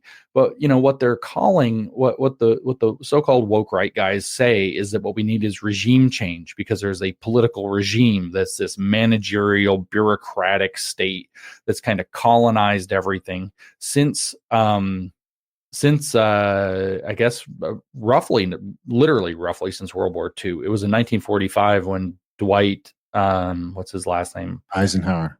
No, Oswald or something like that, wrote the book called The Administrative State. So the idea of the administrative state was really a kind of a mid 20th century concept that you're just going to, that just kind of became this sprawling, massive bureaucratic monster that clearly has, in most people's opinion at this point, overstepped its boundaries for what it's authorized to be able to do and what we want it doing in our lives. So they argue that this managerial bureaucratic thing that is so entrenched that we actually do need, in a sense, regime change or a political revolution. But again, I just don't think that matches what is necessary or what we're really doing. Like, again, fire the corruption, clean it up, prosecute people who broke the law. Let's fix some bad laws. Let's push the courts to overturn some bad rulings, and I think we're good to go. Yeah, the problem is I don't know if the left will let us have that. I mean, with the reaction that we've seen, and because like the woke right and what you're talking about and what the right you were talking about before is kind of giving fodder to the other side as well, and they're not going to let go. I mean, I don't think the globalists are going to let this happen without some kind of. I mean, the rhetoric coming out of Canada is getting kind of scary. It's like, well, you're going to fight the U.S. Are you kidding me? Like, so. Yeah, not to be like sounding like a tough guy. You don't want to fight the U.S. And I would say that to any country. I would say that to Texas. You don't want to fight the U.S. I mean, but you look at what's going on, and I'm not a true expert in this, so I don't want to butcher it, and we really shouldn't get too into it. But you look at what's going on in South Korea. In South Korea, the socialists were basically making a move to kind of do a coup on their conservative president. The president famously declared martial law with the intention of being able to use his power to oust the socialists. And this has backfired on him spectacularly, right? And so it's not, a lot of these guys have this kind of, and I mean, they call themselves the barbarian right sometimes, or this, I guess you could say caveman, but barbarian mentality that, we're just going to take the power and we're just going to force things to be the way we want them to be because the left isn't going to let us do it any other way. And not to say that it was done, maybe it could be done better, but the South Korean experiment in that is at least a yellow flag, right? It's like, hold on, is that really going to work? And then if that works, is it really going to be stable, right? Because I just pull back to, at the end of the day, you're either killing a lot of your people or you're governing with their consent. So you've either silenced their dissent through probably violence or something like that, or you're operating along with their consent. So if you're operating in the situation where the government's still trying to operate under the consent of the governed, you have a very precarious situation when you start grasping for power, especially when it was such a politically diverse coalition that voted for an elected Trump and that supports MAGA. You got libertarians working with conservatives, working with the new outright Democrats who are just desperate for this to stop going off the rails.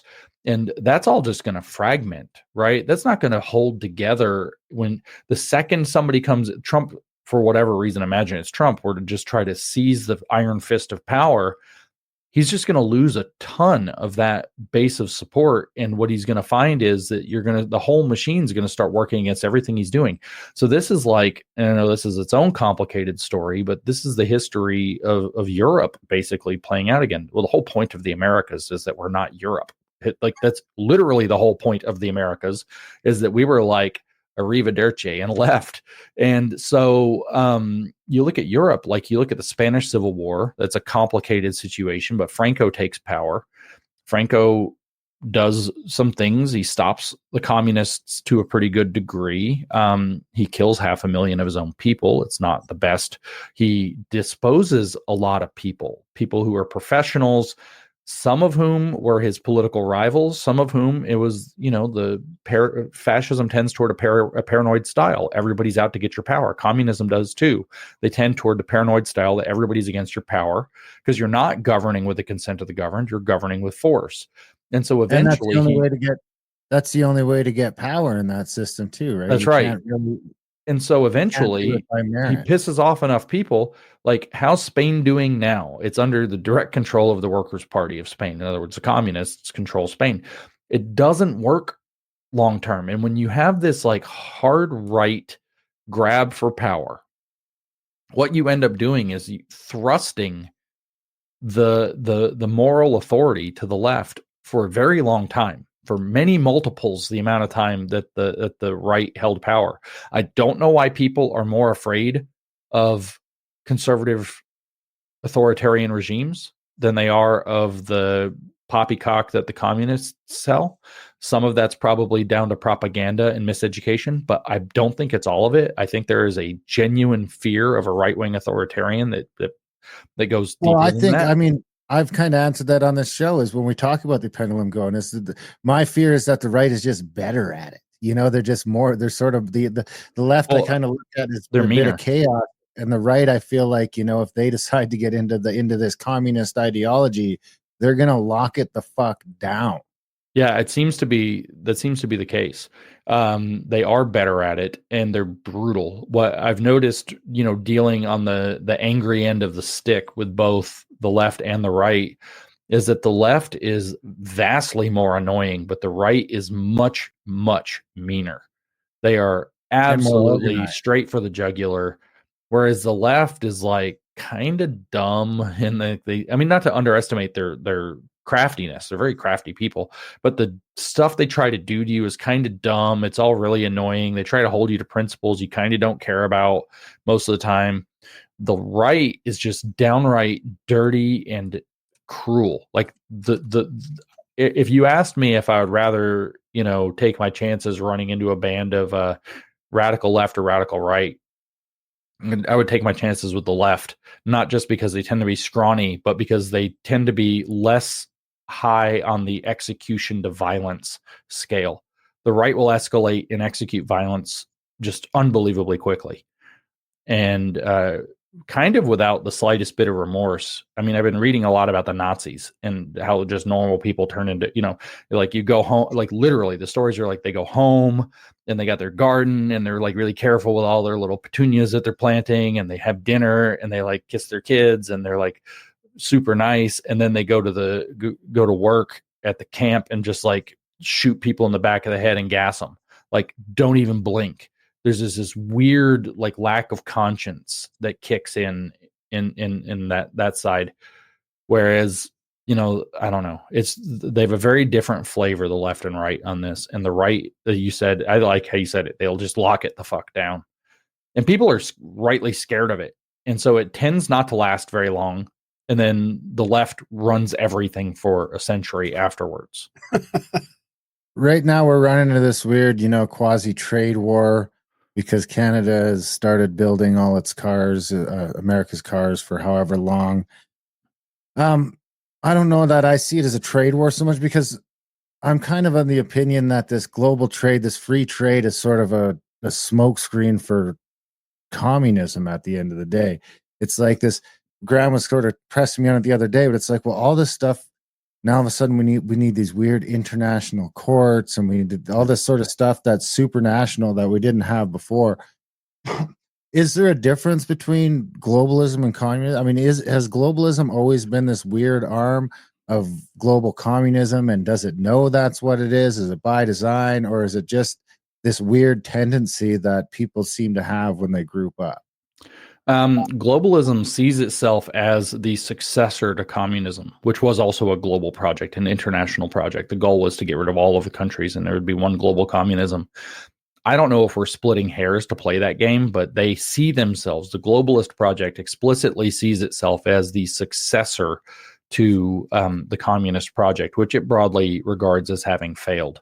They explicitly, for example, in documents back around the Millennium Assembly from the United Nations, for example, Robert Mueller was writing documents back then talking about the need to recognize both the global failure of capitalism and the global failure of communism, and to move into a new system that hybridizes them but focuses on frugality. I think we call it sustainability today instead of frugality. But it very much is like this idea of this hybrid model, and the CCP runs a hybrid model, right? And so I think that the answer is that, the short answer for, your average dude on the street is like, is there any daylight between globalism and communism? The answer is no. They're basically the same project. But the goal is still to create a centrally governed global community subject to, the rules and policies. And in fact, more importantly, with what all of these programs always push, a transformation of who the human being is to be able to accept the new program. I think that globalism and communism both do that in kind of slightly different ways. Globalism is certainly not afraid, by the way, to, like, for example, to use the profit motive, and thus, what we would call capitalism within it. Is because it's like, I'm starting to look at this degrowth and this carbon stuff as, at first it was kind of a joke, and it was kind of, then it's sort of this tyranny thing, and this now the worry is tyranny and other stuff. And I'm just sitting back like, man, if we look at this as sort of the problems that China and Russia had with crops and crop failure and things like that, I mean, degrowth and this stuff could be the exact sort of thing. It's like I was less worried about it until COVID. And all of a sudden, like 190 out of 200 countries had the exact same COVID response. And it's like, holy shit, we're already here. And I mean, that's probably, I could play that back to that other point where we're talking about the right being better at it. I mean, I would not want the right locking me in my home. Yeah, no kidding. You're not getting out. I mean, the right is like, that's what the Chinese did, right? They came and they welded people into their apartments. So you definitely do not want that. Like, you're going to have some Palantir drone flying around with like directional charges attached to it. I guess Endural makes the drones, not Palantir. So they'll be running the software or something. Yeah, they'll run Palantir runs the software and runs the surveillance tech that makes sure that they know that you're going to do it before you do it, so they can send the drone in advance. It's just like in the woods behind your house already. It's like he's thinking about going outside to get the drone. He's going outside in 26 minutes, fire it up and fly it over. Total Minority Report stuff. I kind of lost my train of thought. What was I saying?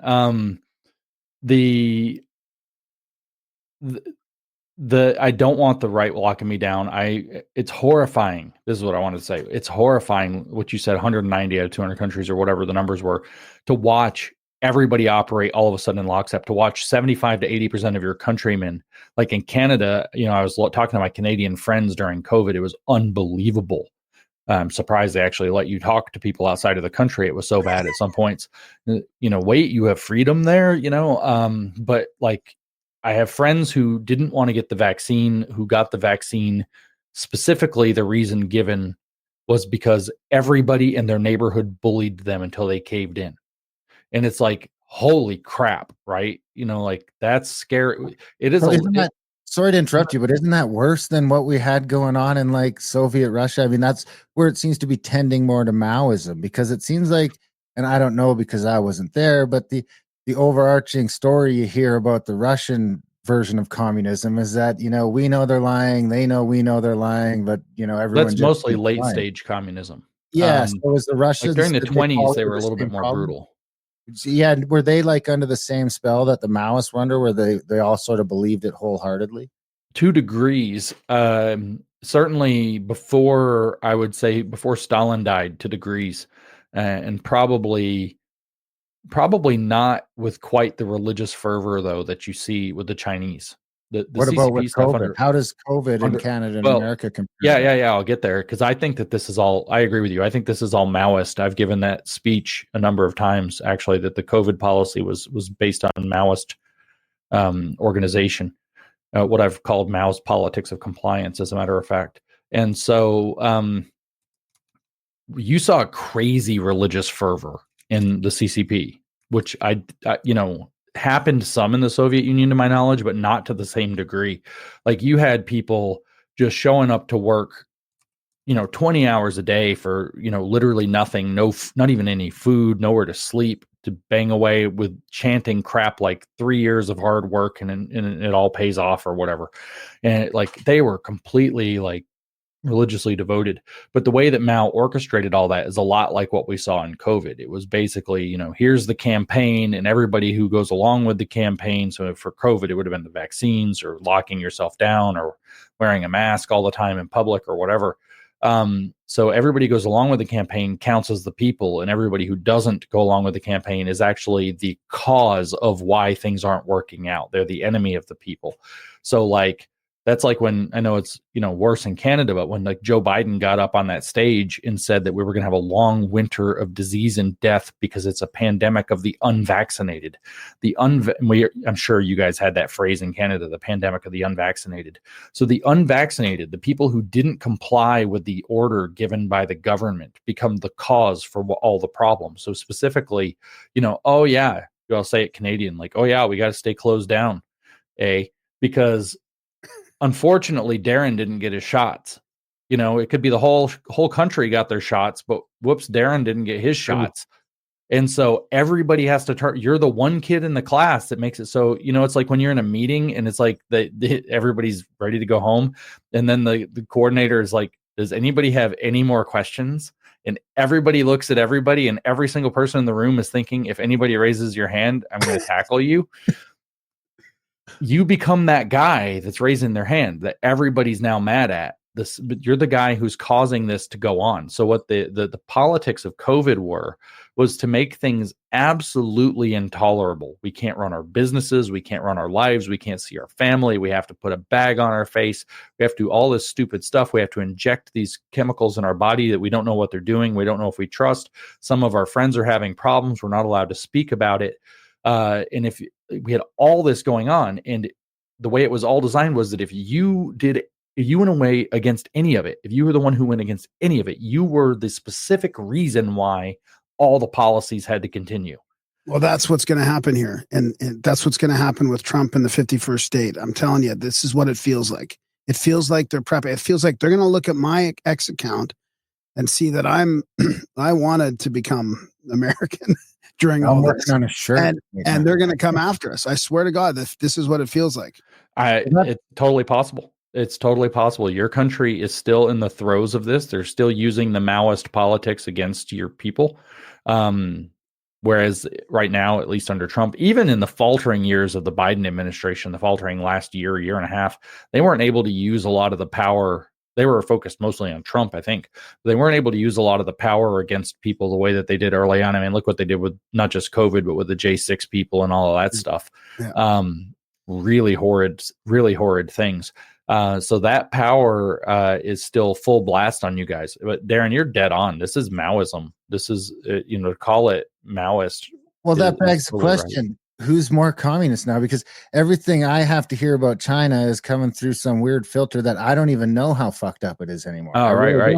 Because I watch shows like No Agenda and these other things, and you just being in this world, you learn how just fucked up our own media is just on what's going on in our own country. Well, I used to go to China sometimes. Yeah, how can I believe anything they tell me about China? And then we interview some guy that's in Russia out, and he's like, well, the cities are crazy, but he's like, once you're 100 miles out of the cities, man, it's the Wild West. He's like, the problem is you don't really have any services. Yeah. So, but then in Canada, it's, they know everywhere I'm going on my phone. They're tracking every single transaction I do. We've seen them lock down bank accounts when they do what you don't want. So, we have this high and mighty capitalist, we're this, we're that, but are we any less communist than China in Canada anymore? Having been to both countries, the answer is yes. You're still less. Like biometric scans to go pretty much everywhere in China. Like you aren't doing that. But no, Canada's in bad shape. I mean, not to diminish it, but this does go on a scale. They're much more fully implemented with the tyranny. You guys still have, some degree of limit, of freedom of movement, freedom of speech, and so on. You can leave your neighborhood. They might track you, but they're not like, you don't have to, like, I've seen, this is videos that I've seen, but so I didn't see these in person, but like where you have to like to leave your neighborhood in the city and in some of the cities in China, you have to like look at a camera and it's like a turnstile, and you can't go through. And it says to smile if you want the thing to open for you, and you have to like jump for the government and smile at them so that it'll open the gate so you can leave your neighborhood. That's And what it's so like when you land in the UK now. It's the same with our airport. I mean, yeah, it's well, I hard saw that in not to China in embrace it. It's hard not 2019. to embrace it because I was so sick of talking to these douchebag border agents that it's like, oh yeah, the machine is. I prefer this until the Yeah, that's machine right. doesn't open the door and I'm stuck in a little box. Yeah, that happened to me too. Yeah, I first ran into that kind of stuff, but again, it was much more pervasive when I went to China the last time I went, which was in 2019. You got off the plane and had to give both handprints, all my fingerprints, 2 scans of my eyes, just to get a little card to be able to go through, immigration. And so they took all this biometric data from me just to be able to enter the country. So, I mean, China's pretty screwed up. I have friends who live over there and that are Americans that, are on long-term visas, and they have to get their house inspected by the police once a month and all of this other stuff. And so it's pretty bad. We also, our social credit system's still soft to the degree that we have one. They have a full-blown social credit system in most of their cities. I don't know how national their social credit system is. I don't think it's fully nationally integrated. But you can lose your ability to buy a plane ticket or a train ticket or whatever, or even groceries pretty easily by interacting with the wrong people, the wrong things, bad social media posts, and so on. So I would actually say that they're worse. I think the UK might actually be worse than Canada still, but Canada's in a dangerous spot, not to diminish it one bit. And so my hope for Canada has always been not necessarily through the 51st state program, but that the United States would be able to get itself straightened out enough to be able to start putting the proper pressures on Canada to help you guys out. Unlike many of my America First countrymen patriot friends who do not think that we should help other countries whatsoever, just as a cold-hearted pragmatic, I mean, I like Canada, so I'd love to see Canada thriving. But aside from that, as a cold-hearted asshole American, we got a 5,500-mile border with you guys that I would love not to be with a communist country, right? Yeah, well, it's hard. I mean, this is going to be a testing. This is a testing ground because we're suddenly stuck in this position, and I mean the sentiment around, for all the woke right talk and bitching. I mean, everyone who knows me and listens to the show, I live in Alberta. I'm a proud fucking country boy, and I'm on the right. I'm on the right. I'm not on the woke right, but I'm on the right. Definitively on the right. Now I lost my train of thought on where I was going with that question. But God damn it! At least you're on the right. Yeah. So go ahead, Graham. Well, we can sort of wrap it up. But I mean, I did when you mentioned about. Oh yeah, sorry, I got it back. We're in this weird position where you're going to see our cards right away because you guys are just doing these things where you're cutting your tax rate and you're doing all these things that are going to make business without tariffs or anything. I don't want to have the tariff conversation here because it's just too polarizing and people. I don't know enough about it to have it, so don't worry. Exactly. So it's like whatever. That's who cares. Tear that out of the side. Just with the cutting of the tax rates and the push to industry and the drop of regulations, Canada doesn't have a chance but to follow suit to a certain extent or just get lost in the weeds. I mean, just on the simple thing of like, hey man, your tax rate's 12% and in Canada it's 45. Where do you want to start your business if you have the option? And I think that the ace in the hole that Trump hasn't played yet, but I'm worried he's going to play at some time is because I think that the U.S. does need immigrants to a certain extent, and ideally ones that are more culturally are culturally closer to typical Americans than you've been getting. And I think that there's a move in the future here where Trump makes citizenship a real easy path for certain Canadians. I mean, it seems like the auto sector is definitely going south. You could see stuff like that. Do you have any?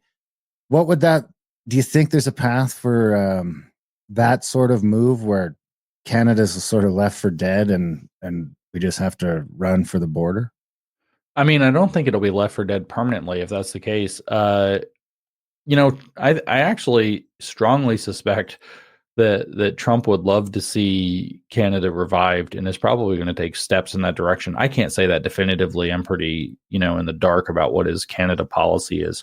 But I think that he might be able to affect, more positive change. Like you said, once you start creating these conditions, it's going to be up to Canadians to, start to basically, you're going to have to be louder than your shouting compatriots that are like, boo America, America sucks, everything.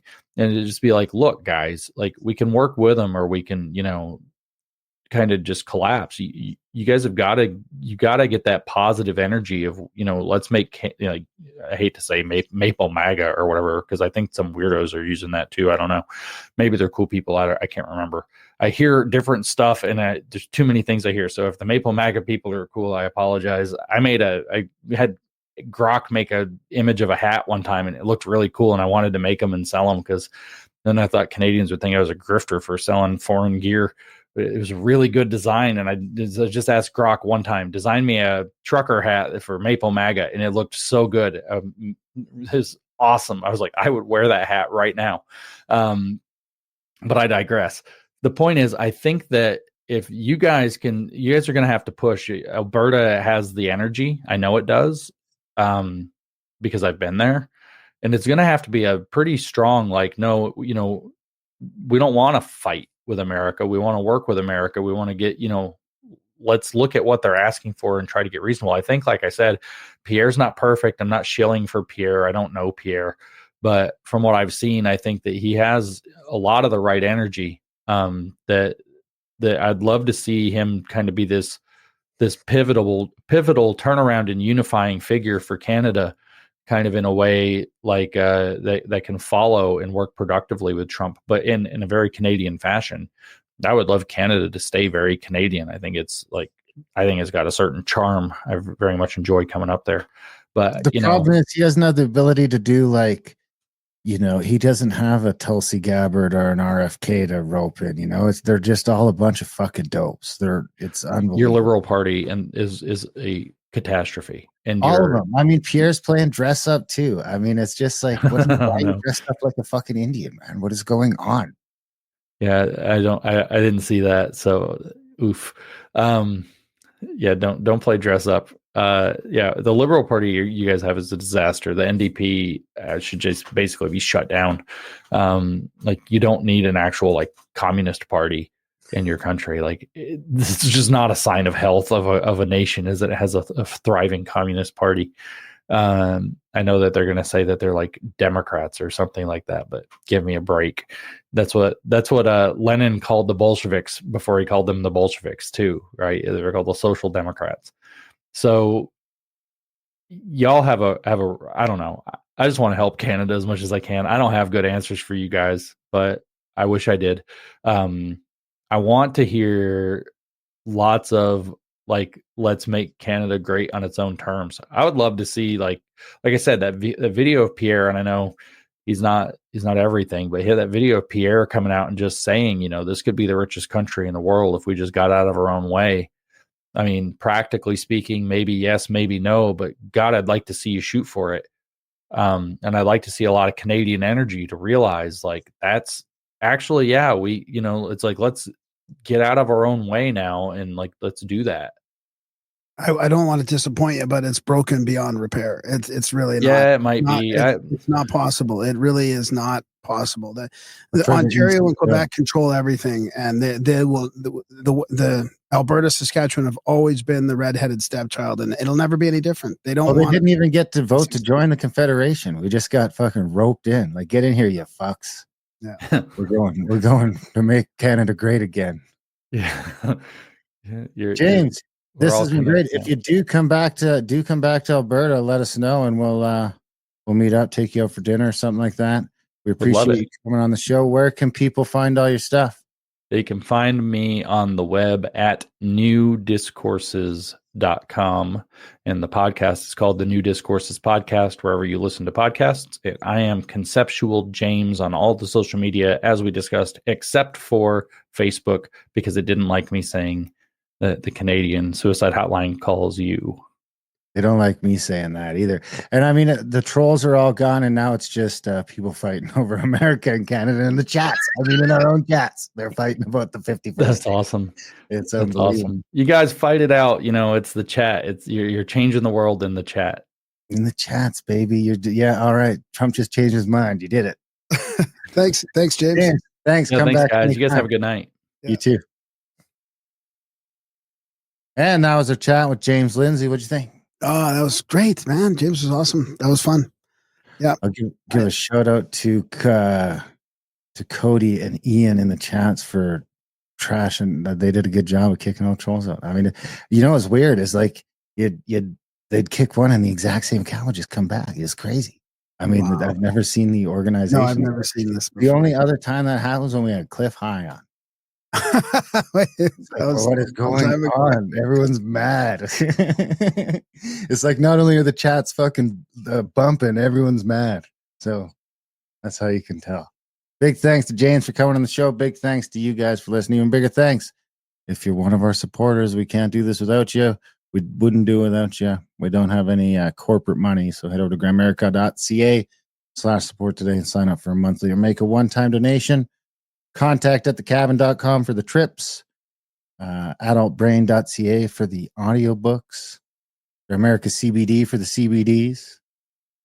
What else am I missing? Gramerica Outlawed for all the stuff that we don't talk about here anymore because we get in too much trouble. And gramerica.ca/shrooms for shrooms. So other than that, we love you guys. Thanks for listening, and we will see you next week. Oh, the rain came down, my wallet got soaked, the money ran out. Oh, the mud was gold, the ground was cold, my dignity was never bought nor sold. Oh, choose a career, get your mind clear, keep up with the Joneses. Oh, you go in, you atone for your greed. You atone for your greed with the electric messiah. But that's just your publicity stunt.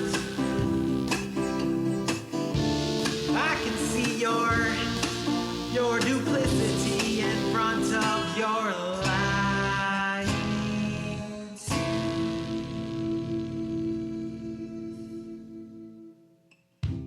Oh, the rain came down, my wallet got soaked, the money ran out. Oh, the ground was cold, the mud was gold, my dignity was never bought nor sold. Oh, choose a career, get your mind clear, keep up with the Joneses. Oh, you go in, you atone for your greed. You atone for your greed with the electric messiah. Oh, but that's just your publicity stunt. I can see your duplicity in front of your lines.